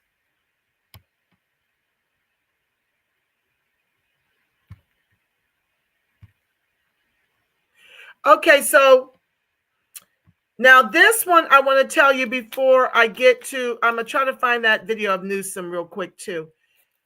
California bars insurers from dropping fire victims until 2026. As the Palisades and Eaton fires wreak havoc on Los Angeles, the state insurance commissioner is taking action to protect home insurance policy owners. And this is good, but the challenge is, what about those who didn't have insurance because the companies dropped them? California Insurance Commissioner Ricardo Lara has barred insurance companies from dropping fire victims' policies for 1 year. Losing your insurance should be the last thing on someone's mind after surviving a devastating fire, Lara said in a statement Thursday. This law gives millions of Californians breathing room and hits the pause button on insurance non-renewals while people recover. The policy comes as several large blazes, including the Palisades and Eaton fires, devastate LA County. At least 10 people are dead as the blazes destroy more than 36,000 acres as of Friday morning. Well, these fires are still going on. So, can my home insurer drop me if I live near the California fires? Under Lara's new policy, insurance companies can't enact non-renewals or cancellations for residents of the area scorched by the Palisades and Eaton fires until January 7, 26. This is problematic, family, because even if they rebuild, who is going to want to insure these homeowners?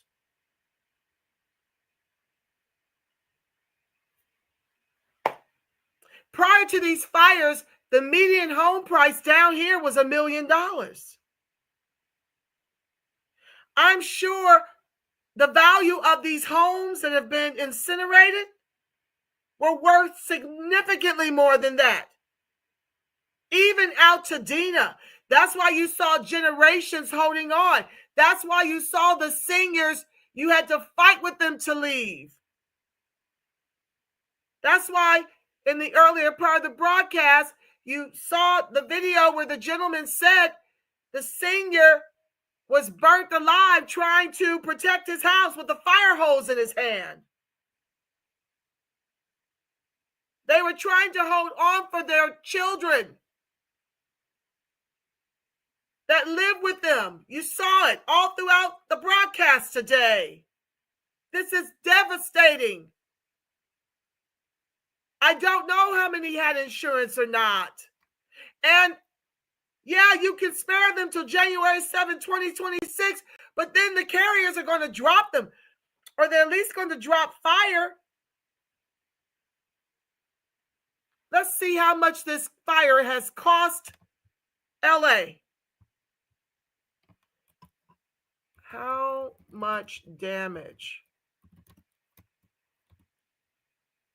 has the wildfires caused in LA? A preliminary estimate by AccuWeather put the damage and economic losses so far between 135 billion and 150 billion.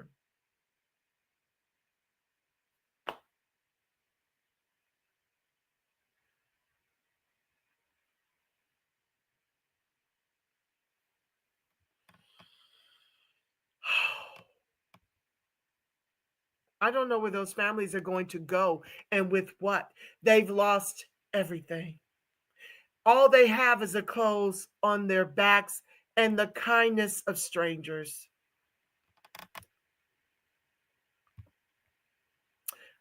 I'm going to vet ways for you to give.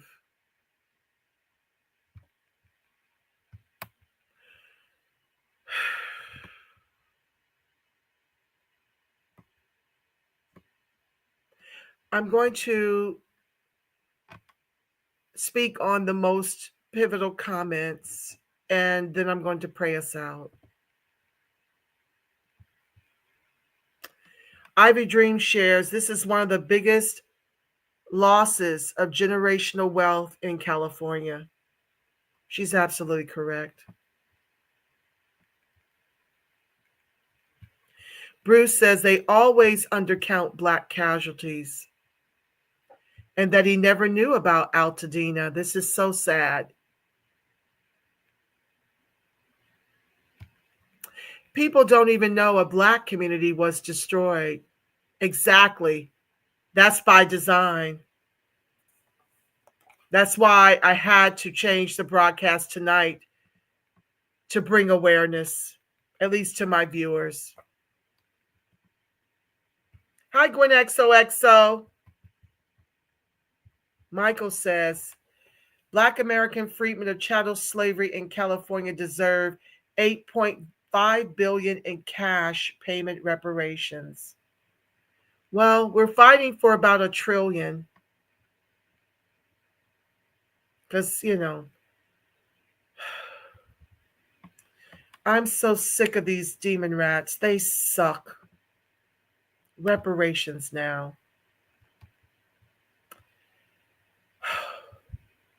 California government refused to give Black American freedmen of chattel slavery cash payment reparations, free public higher education, and vocational training, universal health care, etc.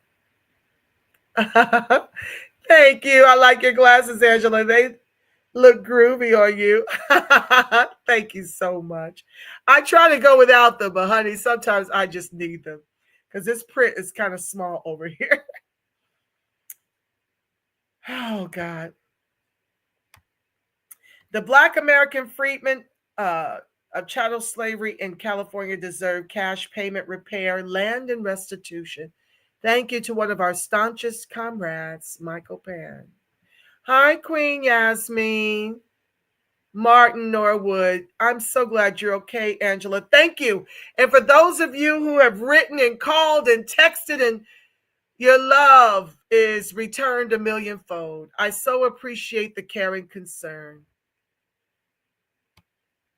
Martin Luther King Jr. said, I fear I may have integrated my people into a burning house. Yeah. King also challenged people to become the fireman. Hi, B1 Beauty Supply, joining from the Bay Area. The fires are devastating for our Black family in LA. Just devastating. Thank you. Yes, and thank you for joining the live and paying homage to Altadena. Ray says, unfortunately and sadly, this wildfire disaster might be the major event that pushes millennial and Gen Z Black Angelenos to migrate back to the South for job opportunities and affordable housing. I guess, Ray, and I saw your email, I responded. We'll have to talk about it. The biggest challenge is the resources to leave here. You're so busy robbing from Peter to pay Paul. Like, we need a whole plan to help our people specifically to migrate to these places. They need housing and jobs in place akin to what the democratically ran cities and states are doing to make illegals more American than those of us who descend from the emancipated. You're going to have to be able to supply them on that level. And we don't have those kind of resources. And we've got a lame congressional Black caucus that is very immigrant driven because they're predominantly immigrant now. They've taken over. So what we're having here is taxation without representation. But like I wrote you in the email response, I'm all too happy to have you or an expert on as a guest to come up with a real solution as to how you propose getting it done. Because to have us pick up from where we are to move south is without the proper resources in place. It's like asking us to jump from the pot into the frying pan. So it's beautiful in theory. I've heard this a lot for years as I've been fighting for repair. We simply can't afford to gamble with nothing. We can't. Very few of us can. Oh, Beth says she got the 750. She went 12 days without power. 750 for her, billions of dollars on proxy wars and illegals. Beth, my heart is heavy for what you had to endure. Michael says, how am I feeling today? It's heavy. This is heavy. I didn't know that I could get through it without breaking down. I'm very proud of myself because I was on a mission to really, really tell and give you guys a visual of what has happened to our people here. Because nobody's talking about it but the new Black media. Shout out to all of you who are talking about it, and many are. Just Google, and you will find a litany of us who are leaning in on this topic.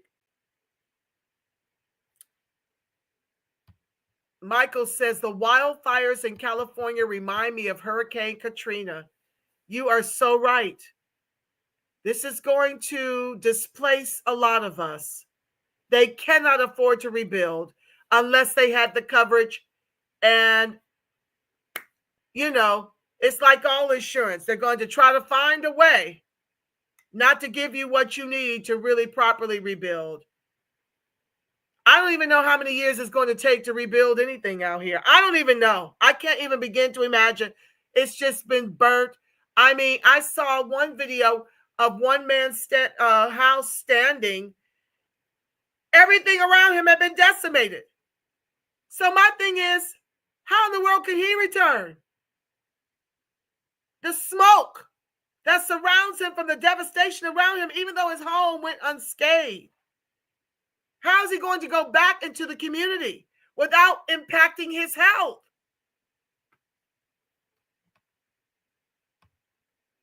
The Great Migration gains by Black boomers in California have been lost for California's Black millennials and Gen Z, says Ray Alexander. Housing is no longer affordable, and they're experiencing job discrimination too. Yes, Ray, I have been discussing this in my 3-part, going on 4-part. I'm going to do the 4th part of the series next Saturday. It was supposed to go today, but this was too heavy on me. I couldn't just come on and talk about the 4th part of that series, which is titled, As the Nation Goes the Way of Cali, Where Are Negroes Going and With What? And I share about the discrimination by the Crayola, wanton white supremacists that run California. We have no social capital at the hiring tables. We make the least of all the groups here. Okay? They're not paying us commensurate, not just with California, but with the Crayolas. They're not paying us commensurate to that.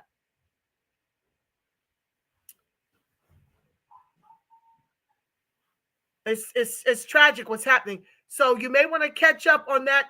I've got 3 parts done so that you can be filled in and caught up when we go for the 4th part next Saturday. The enemy within is more sneaky than the enemy outside. Yeah. Hi, Somali against Pan-Africanism. Karen Bass and Newsom need to resign. Lord, let me find that video for y'all. Hold on one second. I forgot to show y'all Newsom. I got so caught up. Listen, I've been going for about, I see you, Ray. I got the emails. I'm going to look at it, and I'm happy to have you on for the topic of the great migration back south. But if y'all not going to make us better off than when we are, we just going to be in a place that we don't really want to be and be miserable together with no power. And so I'm not down for that. Let me find this real quick, y'all. This was crazy. Oh, Lord, he was lying to the woman so tough. Hold on, y'all. Let me see if I can go, hold on, YouTube and find that video for y'all. Newsom lies to woman in Palisades. I wanted to memorialize it here. It was crazy. Hold on, y'all. I want to share this and then I'll continue. I'm not going to leave your comments. Y'all got to see this. Oh my God, this is how demon rats lie with a straight face. Hold on.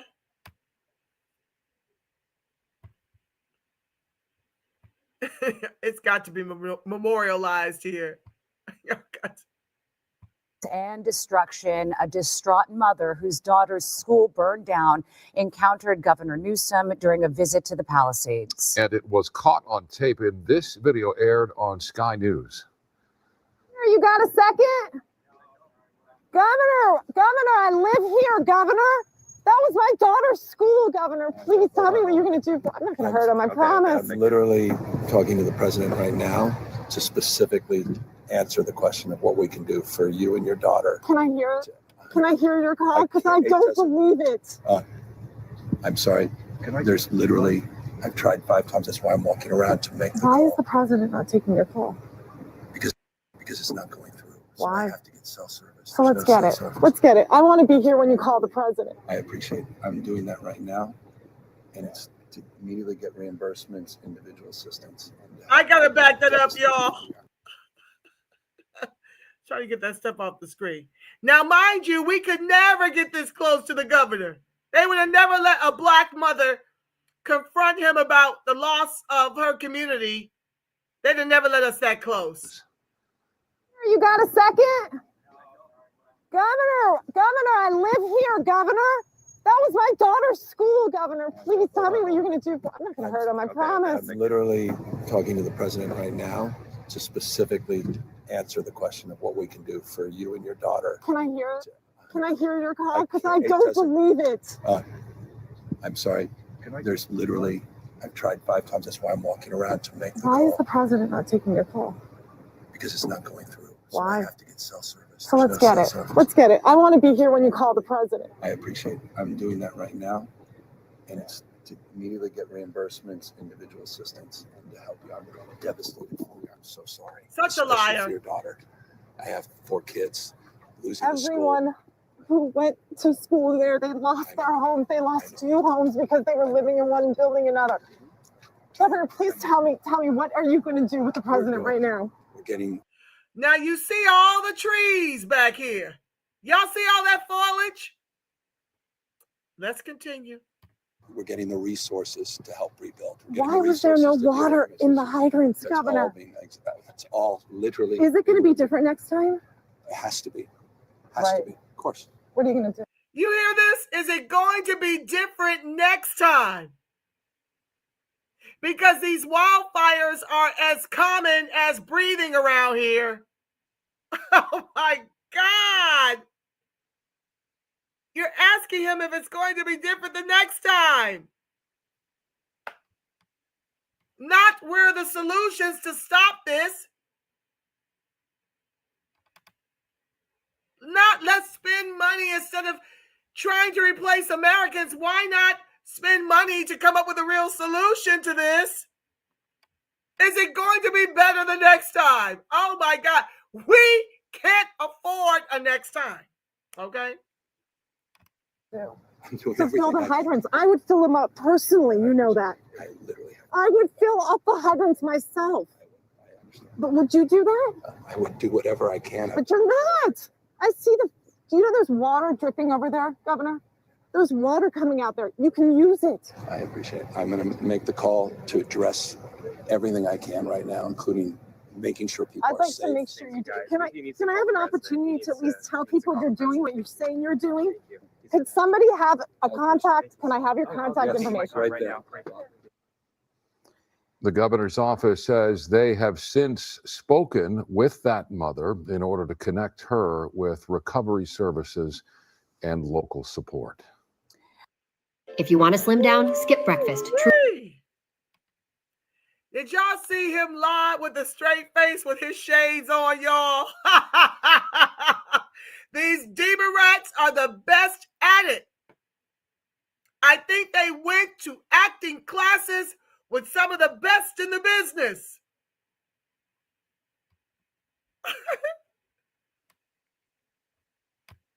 Beth is fine. She had a little damage to her home, but it was surely scary. So grateful it wasn't as devastating as it could have been. The Nickerson family says, Ivy Dreams, my family had all of our insurance policies with Golden State Mutual Insurance Company. Wow. I texted you the story again. Thank you, sis. Karen Bass is not a good mayor and she is corrupt. Yes, Michael, true statement. But isn't all the officials down here? Aren't they all in bed and having their pockets lined and pretending to do and give a damn and losing billions of dollars when it comes to homelessness? And okay, I'm not going to do next Saturday's broadcast right now. That'll be next Saturday.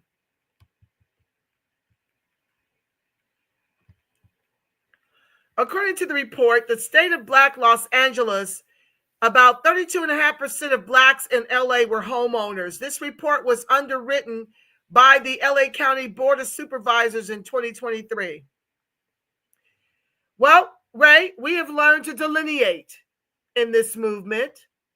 In the contemporary grassroots reparations movement, we get that flat blackness benefits these numbers to make you think that Negroes are the predominant share of that 32.5%. When we know clearly, as I have said on prior broadcasts, the African Blacks were 60,000 liquid to U.S. Black $200 liquid. They were 54% degreed to our 44% degreed. Their median income was $113,500 to our $53,500. Hispanics were 17% degreed and within $3,500 of our median income at $50,000 20 years ago. So which Black is this 32.5% referring to? If we were $200 liquid as a collective in the state of California, well, that was a LA. Color of Wealth LA PDF, you can look it up, free report. Then if we were 200 liquid to their 60,000 liquid 20 years ago, who is the 32.5% talking about when they talk about blacks in LA? Surely not the Negro. Not hollering at you, my friend. Thank you for the stats. I'm here to educate you guys. You've got to delineate. Let's let that become a part of our vocabulary. Delineation, we must continue to fight for it. You see the fight spawning up all over the place. Fat Joe had to take his fat ass off the BET special because the FBA's told the truth in Tariq Nasheed's microphone check about the origins of hip-hop. You got white folks mad with Beyonce when we are the creators of all the genres in this country. And so now we're gating up and we're delineating and we are pushing back with the help of the interests of net. The revolution is being social mediaized. And we are gatekeeping our community. We're gatekeeping our intellectual property. We will not be replaced and erased and allow people to come in and cherry pick and confiscate everything that makes us great. As they say, we don't have a culture when we are indeed the culture all over the world. So flat blackness in this country is our ethnocide. You can't give a damn what they call you in terms of, what do they call me all the time? They call me a xenophobe. It doesn't matter how many times I tell them I'm not anti-immigrant. I'm anti our government's weaponization of our never-ending Holocaust against us to replace and erase us with immigrants. They just want to skip over our justice claim and bring us war on drugs, war on poverty, redlining, abortion, immigrants, joblessness, homelessness, the highest rates of eviction. Which of these Crayolas could undergo and still be 50 million strong in this country with the weight of the world caved in on them akin to how it's caved in on our collective? So we must fight for reparations and fight for delineation and upset not just the more recent election. We must finish the Democrats for several election cycles until they're begging us to cut our checks. And don't tell me, or not you, Ray, but don't tell me about Trump the boogeyman. What's scarier than what's happening to blacks right now all over the country, especially in democratically ran cities and states? And my question remains, as the nation goes the way of Cali, where is the Negro going and with what? You've got to put the mask on yourself. That's what they tell you when the planes are falling from the sky. You can't even help your neighbor till you put the mask on yourself. You must fight for reparations and delineation. That's the mask on your people. And it's part and parcel why America is going to hell. They're going the way of Rome because of what they've done to our ancestors. This is a biblical proportion. I know many of you are atheists. I'm not. I'm a very spiritual person. I understand the God in me, the image likeness in which I was made before I was flesh. I understand that relationship, that Father, Mother, Spirit, Divine. I know the blood is on me and my daughter, my community, my home. To have been spared what my fellow brothers and sisters are undergoing, as the news doesn't really talk about this. Because they just want us to sit silently on the front line of the guillotine to our own extinction. And so it's voices like mine who are shadow banned. As Zuckerberg comes out and talks about how the demon rats told him to suppress voices like mine. Cost me 5,000 subs on Facebook. Because I talked against their agendas. I talk against the Democratic Party. Losing channels, losing friends, losing family, but gaining a new tribe of like-minded individuals that are sick and tired of being sick and tired. And we're not going to lay down and allow you to extinct the Negro. I will continue to fight because I have a daughter to lead this country too. And it is our jobs to make sure we have a country to leave them. Because everybody wants to be here to eat off of what our ancestors built with their very lives. And we can't just allow the demon rats to declare war on us for the last 70 years and then go somewhere and vote for a couch. The stakes are too high. Delineate. And we fought for that, 20,000 strong. And the OMB allowed Mark Morial, who is an immigrant from the National Urban League, to come up in there. They got 4 million of them, 50 million of us, 20,000 of us are fighting the OMB for delineation. He comes in after all of the hearings have been done. He gets an extra meeting outside of us to go in there and say it's discriminatory against melanated immigrants for us to delineate. Now, why would he do a thing like that? Because it is his role and that of the melanated immigrant to erase and replace us to our own ethnocide. And the world would be none the wiser because they've made flat blackness about skin tone in this country and abroad over a whole ethnic group. They know exactly what they're doing. And we niggardly, 92% of the niggardly black women and 78% of the niggardly black men continue to vote for this.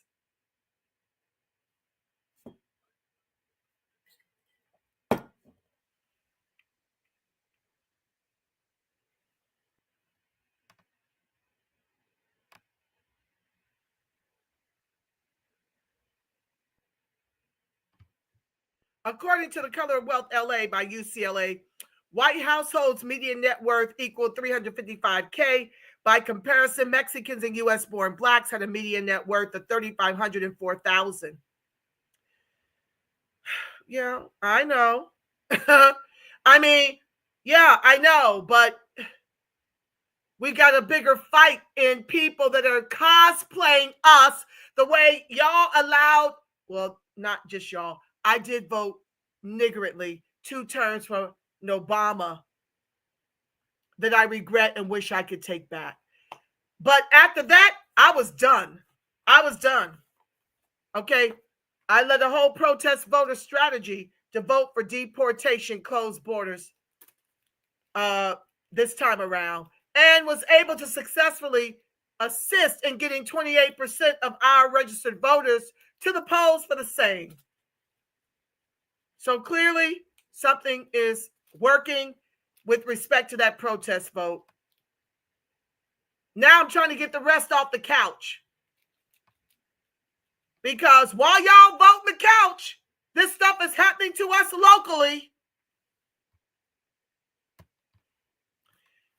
Rita, welcome. This is an awesome podcast, sister. Thank you, my love. Welcome to the live. Beth says these fires seem to happen a lot in California. Yes, they every year. Every year, annually. That's why they should have a better solution than the excuses and the blame game that they're giving. And something is really awry with that Altadena one. I think that was the only way for them to get those seniors off that property. That's generational inheritable wealth gone in flames. Bruce says same thing happening in New York City, forcing black people to move back to the South. Yep. And like I said, without power, without money, which is power, It's just going to be a bunch of us corralled in one spot until we fall off. Let's see here. At the reparations perspective, because of this wildfire disaster, do you believe that California's Black millennials and Gen Z would consider Charles Blow's advocacy to return south for Black power? Unless, if they're going to set us up the way our government and every branch has set up for illegals to become more American than us, I don't think that would be a hard sell. But you're going to have to give us the money. You're going to have to pay for it. Our people in California don't have that kind of money. They're scratching and surviving. 2 and 3 jobs just to make ends meet. Kids pretty much latchkey raising themselves. The ones that are well off down here are melanated immigrants.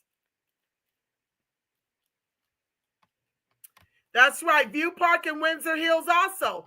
But a lot of those places, Ivy, you already know, that's being gentrified. So that's why I believe Altadena, I got to look at the stats. I got to look at the data. Y'all know I don't like to throw things around. But yeah, I know about these places that are central to Inglewood. I know what's happening over there. I work for the NFL on the weekends, so I know that. But that's why I'm saying, why specifically Altadena?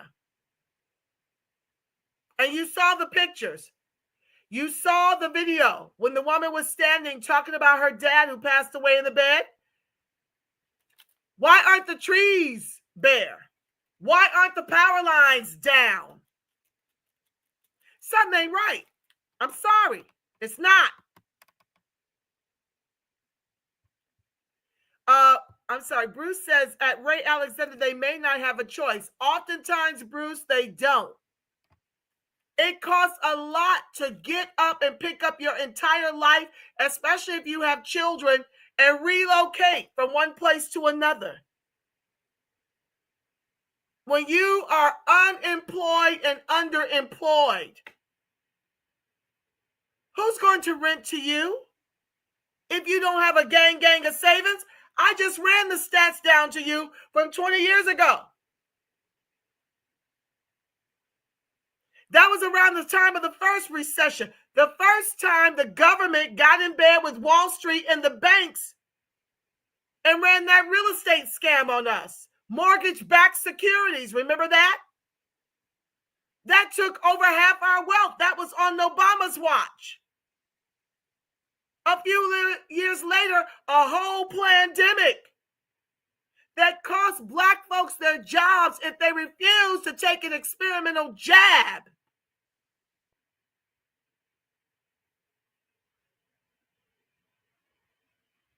And those were jobs they did not get back.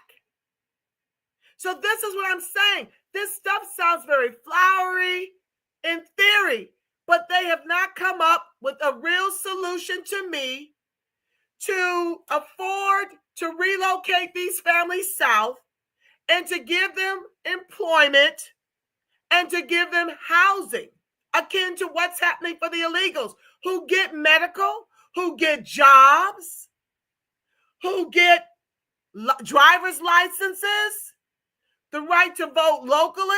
Out here in California, Newsom made it against the law to ask for ID when we went to vote in the general. This is so that some of them can get into that general and vote. Okay? They're getting food stamps up the wazoo, cash aid, everything, 5-star hotels. And we get a whole community, a historically Black community is gone. We get to pay for them to extinct us. I think the white supremacist power move is to move us out of the swing states, to diminish our effect on federal elections. Bruce, yes, this is absolutely about replacing the vote. But the rhinos you see MAGA, you see Trump being in bed with Elon, the billionaire, to bring in more H-1B visas.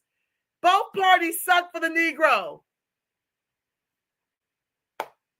The only thing that makes Trump slightly better is that he seeks to deport low-skilled illegals. And because only about 20, maybe 24%, let's see, once again, when you flatten blackness, you can't even tell who of our educated is Negro, as in higher education, versus who is melanated immigrant.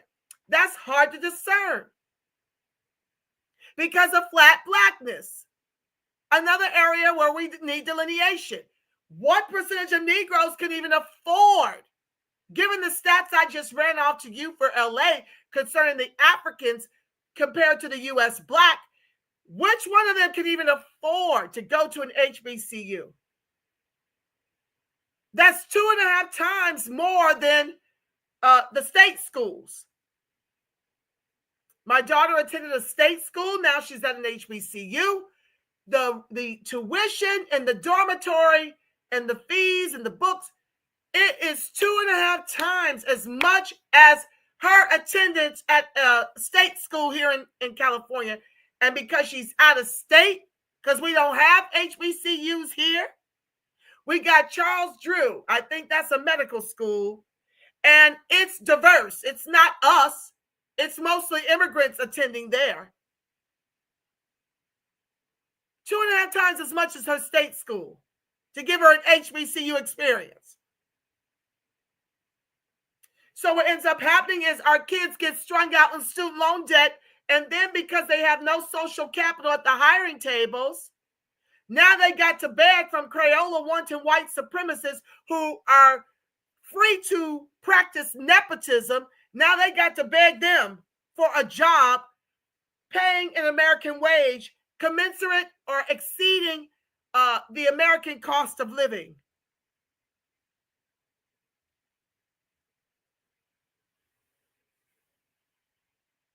So yes, this is about not the demon rats know that we are awakened. And I mean woke in the proper context. You know, everything we create, these Crayola, wanton white supremacists, these anti-Negro, anti-Black, wanton white supremacists love to co-opt everything we do and then corrupt it. That's the same thing with woke. So in its proper context, woke, these demon rats are very upset that the Negro is woke. And that 28% of our electors said, kiss our acrobaca, our soda cracker. We are voting for deportation and closed borders. We're going to do a protest vote. Some vote third party and many vote the couch. I don't agree with that strategy in a country of 282 million immigrants due to the Black vote delivering the demon rats, with 50 to 70 million DACA and illegal on deck for citizenship with the Black vote. That's what would have happened had the brave 28%, 22% of Negro men, well, I don't know if they were all Negro. Some of them could have been melanated immigrant too. Once again, delineation. 22% Black men, 8% Black women, me included, went out to do our protest vote. I don't know what the outcome would have been had we not done that, because I don't have numbers of the ones who stayed home. I know by and large, 40% of our electorate don't vote, which I believe not voting, over weaponizing our vote is how we became bottom caste in the country of our ancestors. Continuing to vote, the demon rats have contributed to that too. When folks have showed to the polls, they voted demon rat without demanding anything. Then want to get mad at us for demanding reparations. So we just supposed to die out here? No, we're not doing that. And I believe that's part and parcel why a lot of these disasters are happening. The gains by Black boomers in California have been lost for California's Black millennials and Gen Z. Housing is no longer affordable, and there is no new job discrimination, and there's now new job discrimination against them. Correct, Ray? Why did Altadena integrate non-Black people? Gentrification. Well, Michael, you answered it. Gentrification. We don't want to integrate. It is forced upon us the way Plymouth Rock was forced upon us. We don't have a choice. When you don't have money, you don't have the power to buy your politics.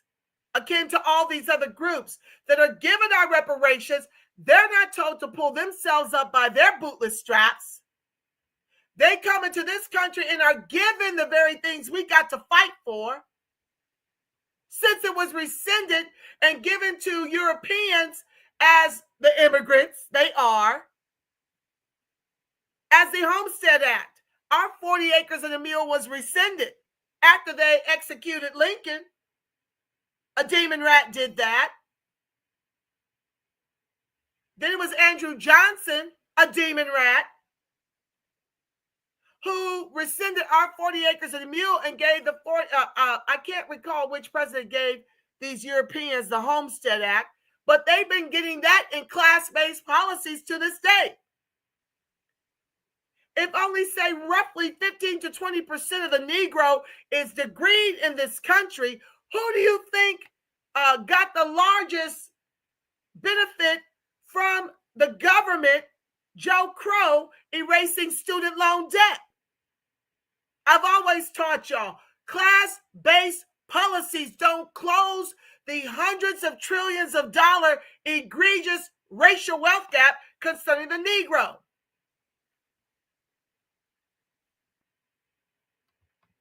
$5, yes, Bruce. That gentleman who passed away in his sleep was able to buy his house in Altadena for $5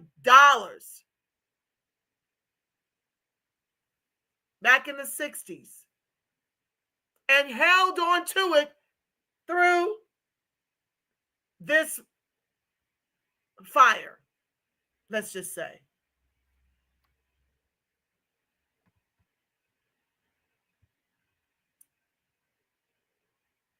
Nickerson, says B1 Beauty, Nickerson was the founder of the Nickerson Gardens housing where Kendrick Lamar grew up in Compton. Wow, thank you for the history. Oh, that is epic, because Kendrick is showing out.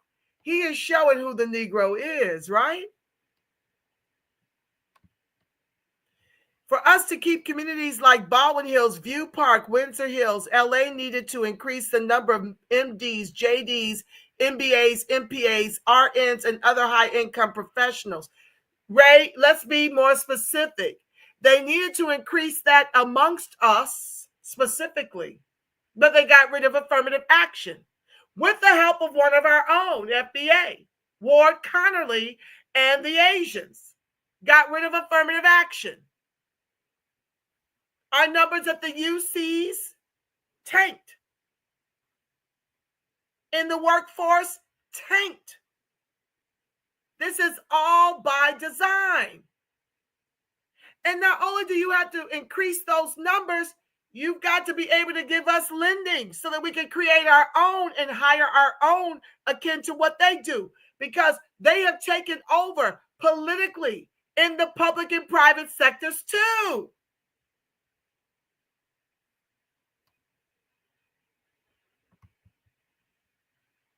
We can't get hired that way. Climate change is a reality, and the government is ignoring the problem intentionally. Yes, I do believe climate change is a reality, but what you also have to understand is that the government takes all of the things that are leveled against us to keep us bottom cast to line their own pockets. I'm going to share with you in next week's broadcast how $25 billion that we voted to build housing for the homeless, which at one time was predominantly us until they made it against the law out here. Now being homeless and black is against the law. They probably got them in jail doing free slave labor in the private prisons. But we were every year voting for more money to try to get the homeless housed. And Newsom don't know what happened, allegedly don't know what happened to $25 billion of those dollars that was intended to build housing. It's all a racket. They take all of these things that are problematic to us. Look at what they did. The louder we screamed for reparations, the demon rats turned the gas up with immigration. But we must scream nonetheless. We can't just sit here and die in the gas chamber. We're not doing that. We got to continue to scream and fight and weaponize our vote. All black folks back in the day, Nickerson's black-owned Golden State Mutual Insurance Company. Ivy says that fire is very suspicious. Agreed. Ray says black students at UCLA and USC studying law, medicine, engineering, business education, etc. are not necessarily the grandkids of the great migration generation. Ray Alexander, I would venture to say it's very, very few of them. Very, very few of us at these universities studying STEM. That is by design because they've set up the preschool to prison pipeline for our babies. And abortion, of course. And all the other things that are problematic to us flourishing in this country. Everything is piled on top of the Negro. And yet we must fight. I am suspicious because the residents paid a lot in property taxes and the city fire department struggle with resources to save the community.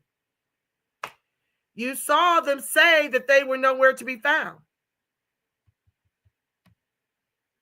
What time did I start? 7, 8, 9, 10. Okay, I'm going to go for about 20 more minutes and I'm going to pray us out. Thank you guys for keeping the chat lit. And Michael, we cannot racially discriminate against other groups that purchase homes, just like we don't want to be racially discriminated against when we purchase homes.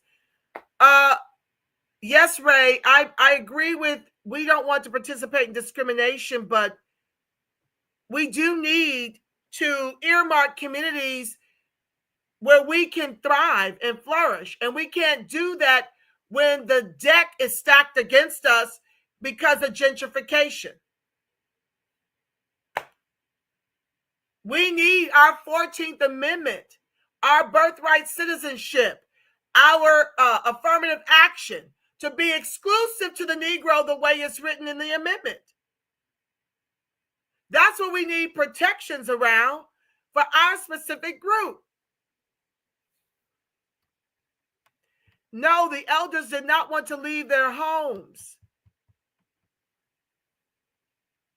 They would die with that home. That was the way they kept it in the family to help their family since the 60s. I noticed that the power lines and the trees were not affected. Something is not right. That's what I'm saying, Michael. You understand that integration leads to gentrification by design. Of course it does. That's why, as you mentioned prior, Michael, Dr. Martin Luther King Jr. knew that he had integrated us into the burning building.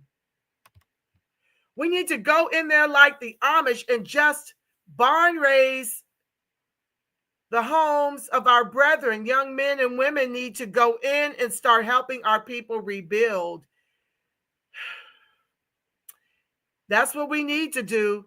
But how many of us can afford to do it? Everything burned. Everything. Like you got to be concerned about your health now too. Nickerson's insurance company, Golden State, was the only one that would insure Black folks. Wow. I think I'm going to have to do a broadcast about that. Let me make a note.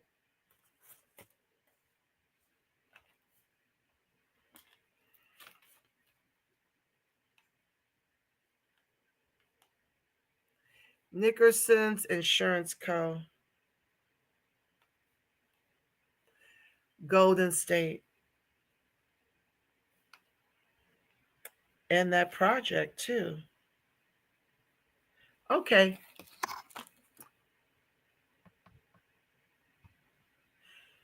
Yeah, this is the work of the devil. This is an agenda, period. I'm with you on that, Gwen XO. This is a money grab, land grab for sure. Beautiful history lesson on this podcast, sister. I know on X last night, they were talking about putting up a fundraising site for Black Americans. We desperately need one. Because like they said in some of the video I showed, I don't think Altadena is going to get the dollars fielded to them the way these white celebrities are. They got no help coming if any help is to be had.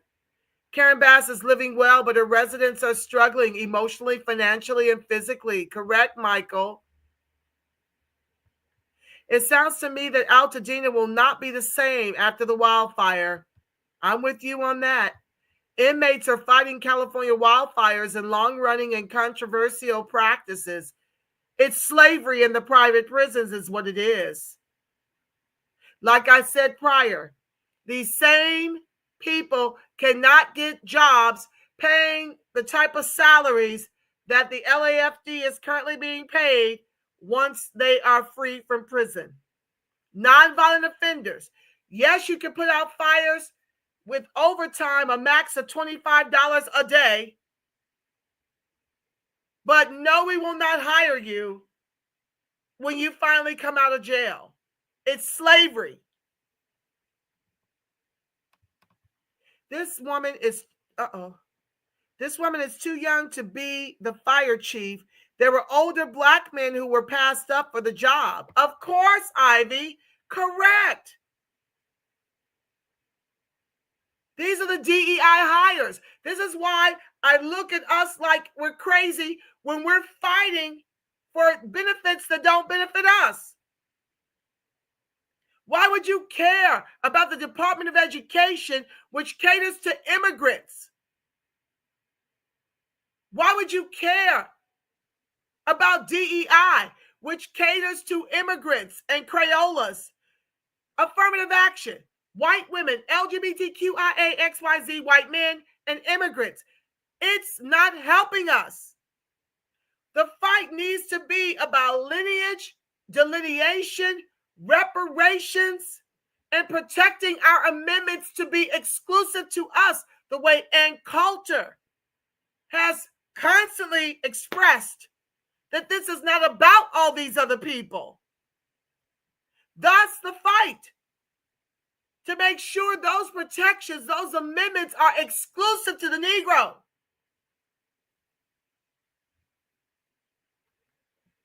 Or else we're just going to become extinct. That's what we're on the precipice of becoming. And I'm not gaslighting. I'm telling you based on experience out here. What percentage of Black Californians lived in Altadena? I'm going to look that up, Bruce. Hold on one second. What percent of Blacks before this mass immigration? We dominated. We fought for that. What percent of Blacks lived in Altadena? According to the most recent U.S. Census data, approximately 18% of the population in Altadena, California, identifies as Black or African American. 18%. So, Altadena. Hold on one second.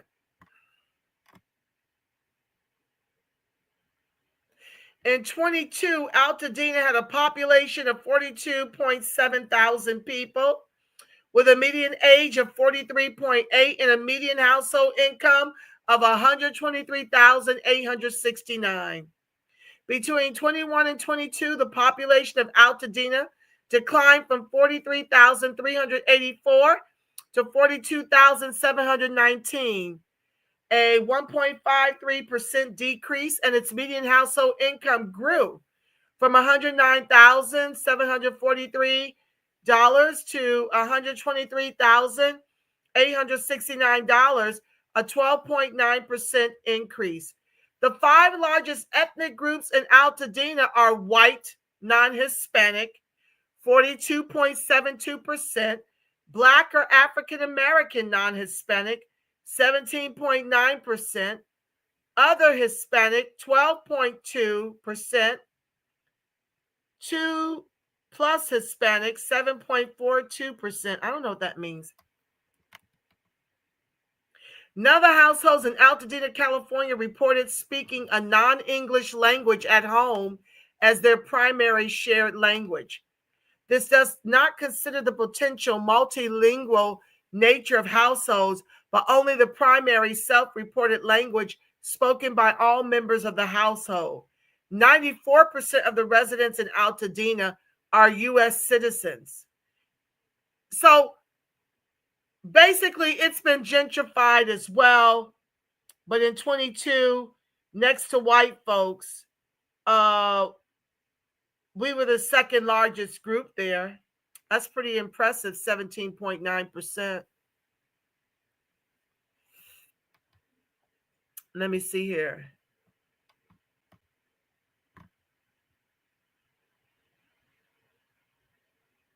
I want to ask something else.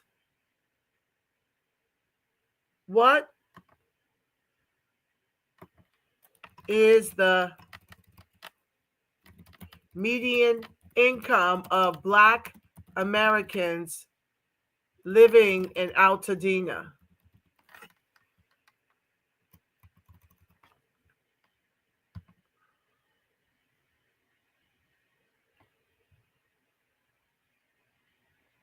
Okay, yet again, according to available data, the median household income in Altadena, California is around $123,869.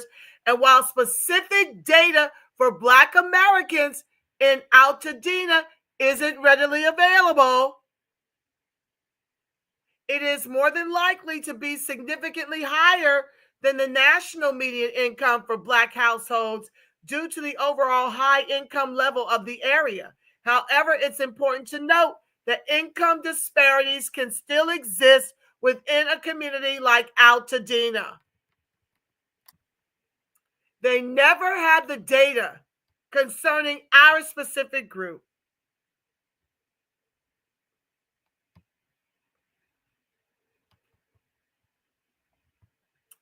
I believe in the concept of communal home building, barn raising, but not in LA County. We have to move back south for political and economic power. Let's barn raise there. Convict leasing. What's up, Knight Rider?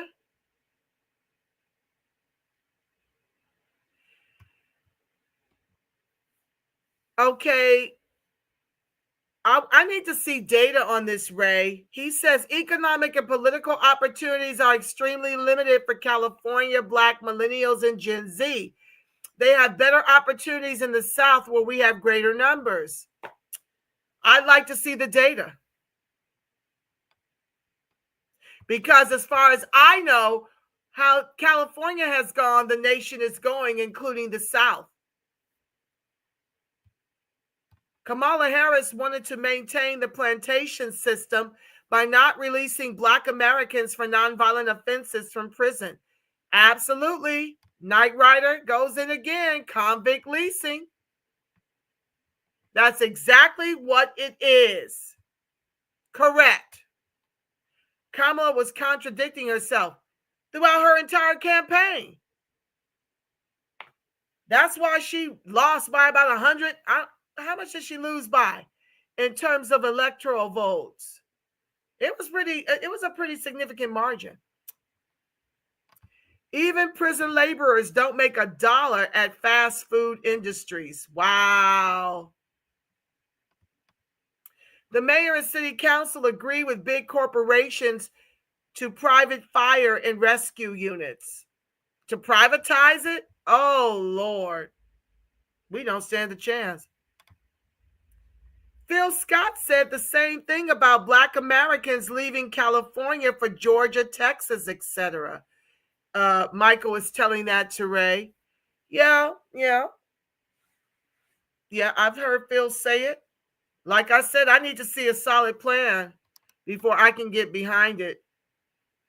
I mean, we really don't have a choice. Many of us really don't have a choice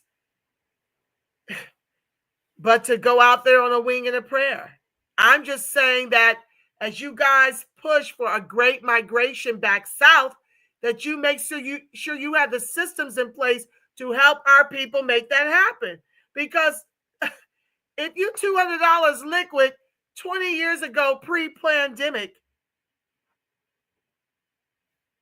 and the pandemic cost your job, and it takes you years to find another one, so you're so far upside down, how can you afford to make that kind of move and wait for employment? That's the piece y'all not telling me. I absolutely believe in the great reverse migration back to our ancestral home. However, some won't want to immediately relocate. Also, there is unmatched wealth in California homes. Yeah. Do you agree with Phil Scott telling his brothers and sisters to leave California because the house is still burning and the South is good for them? He's asking B1 Beauty that.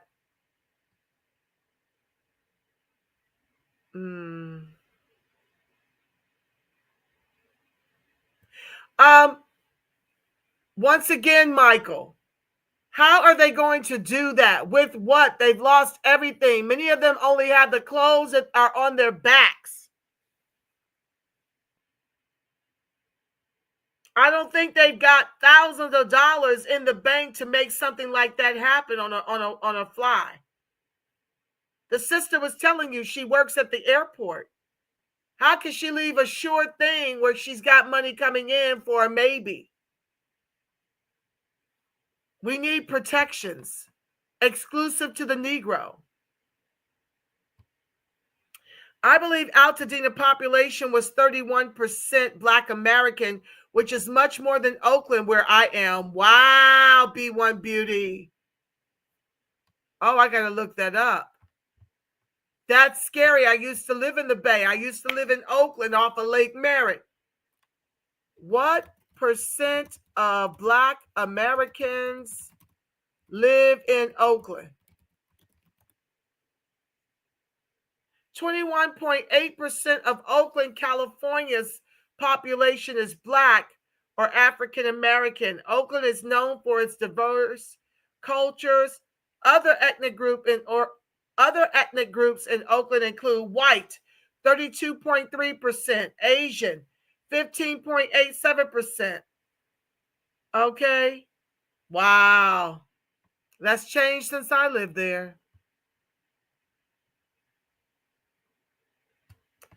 Okay.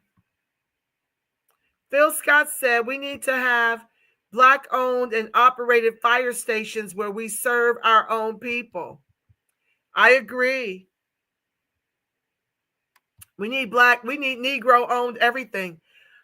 I suggest that they sell those high-priced California houses and build duplexes and multifamily housing in the South for their financial independence and for generational wealth. Well, that would make sense if they're fortunate to still have their property. Many have already sold and moved out of here because they can't afford to be here. I told you, as the property values increase, so do the taxes.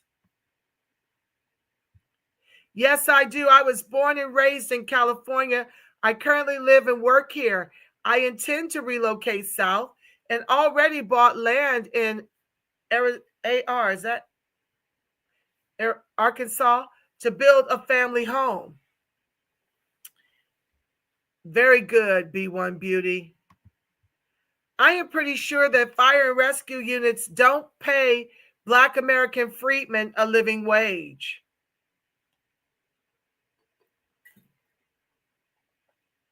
Well, Michael, they probably do. When you're dealing with the state, okay, you're dealing with unions, and you can't discriminate as much as you can in the private sector. Michael says, congratulations. Okay.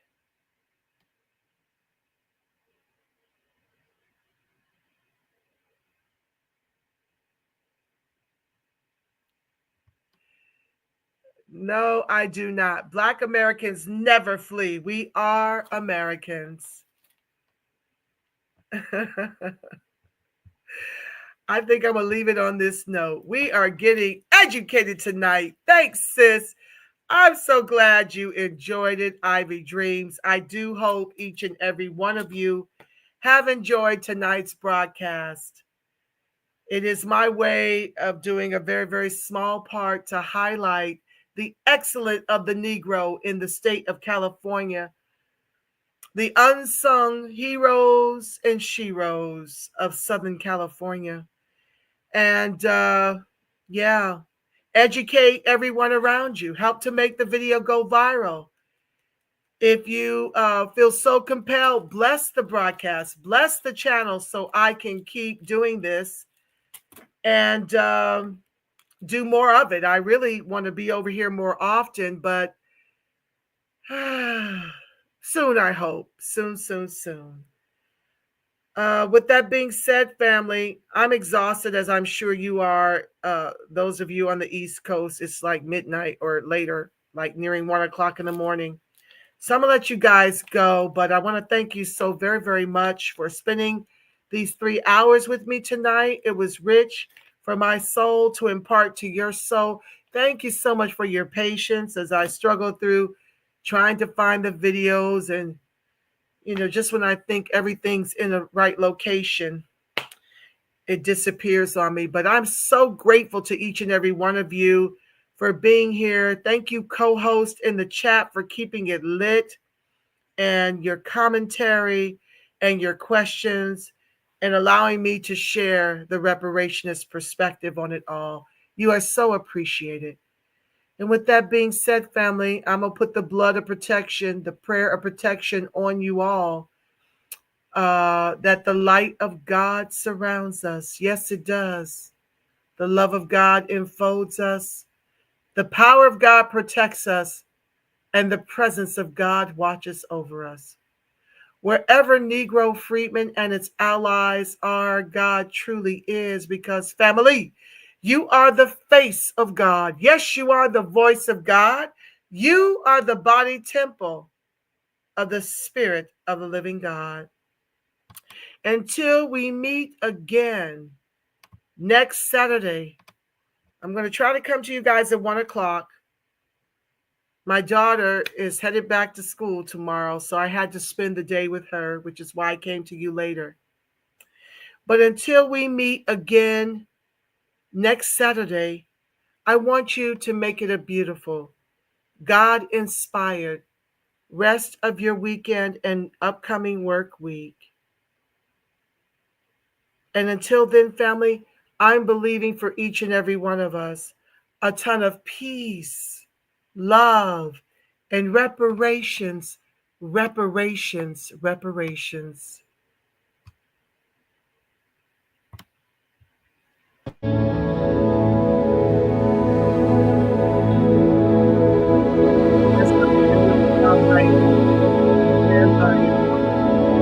That's my spiritual now.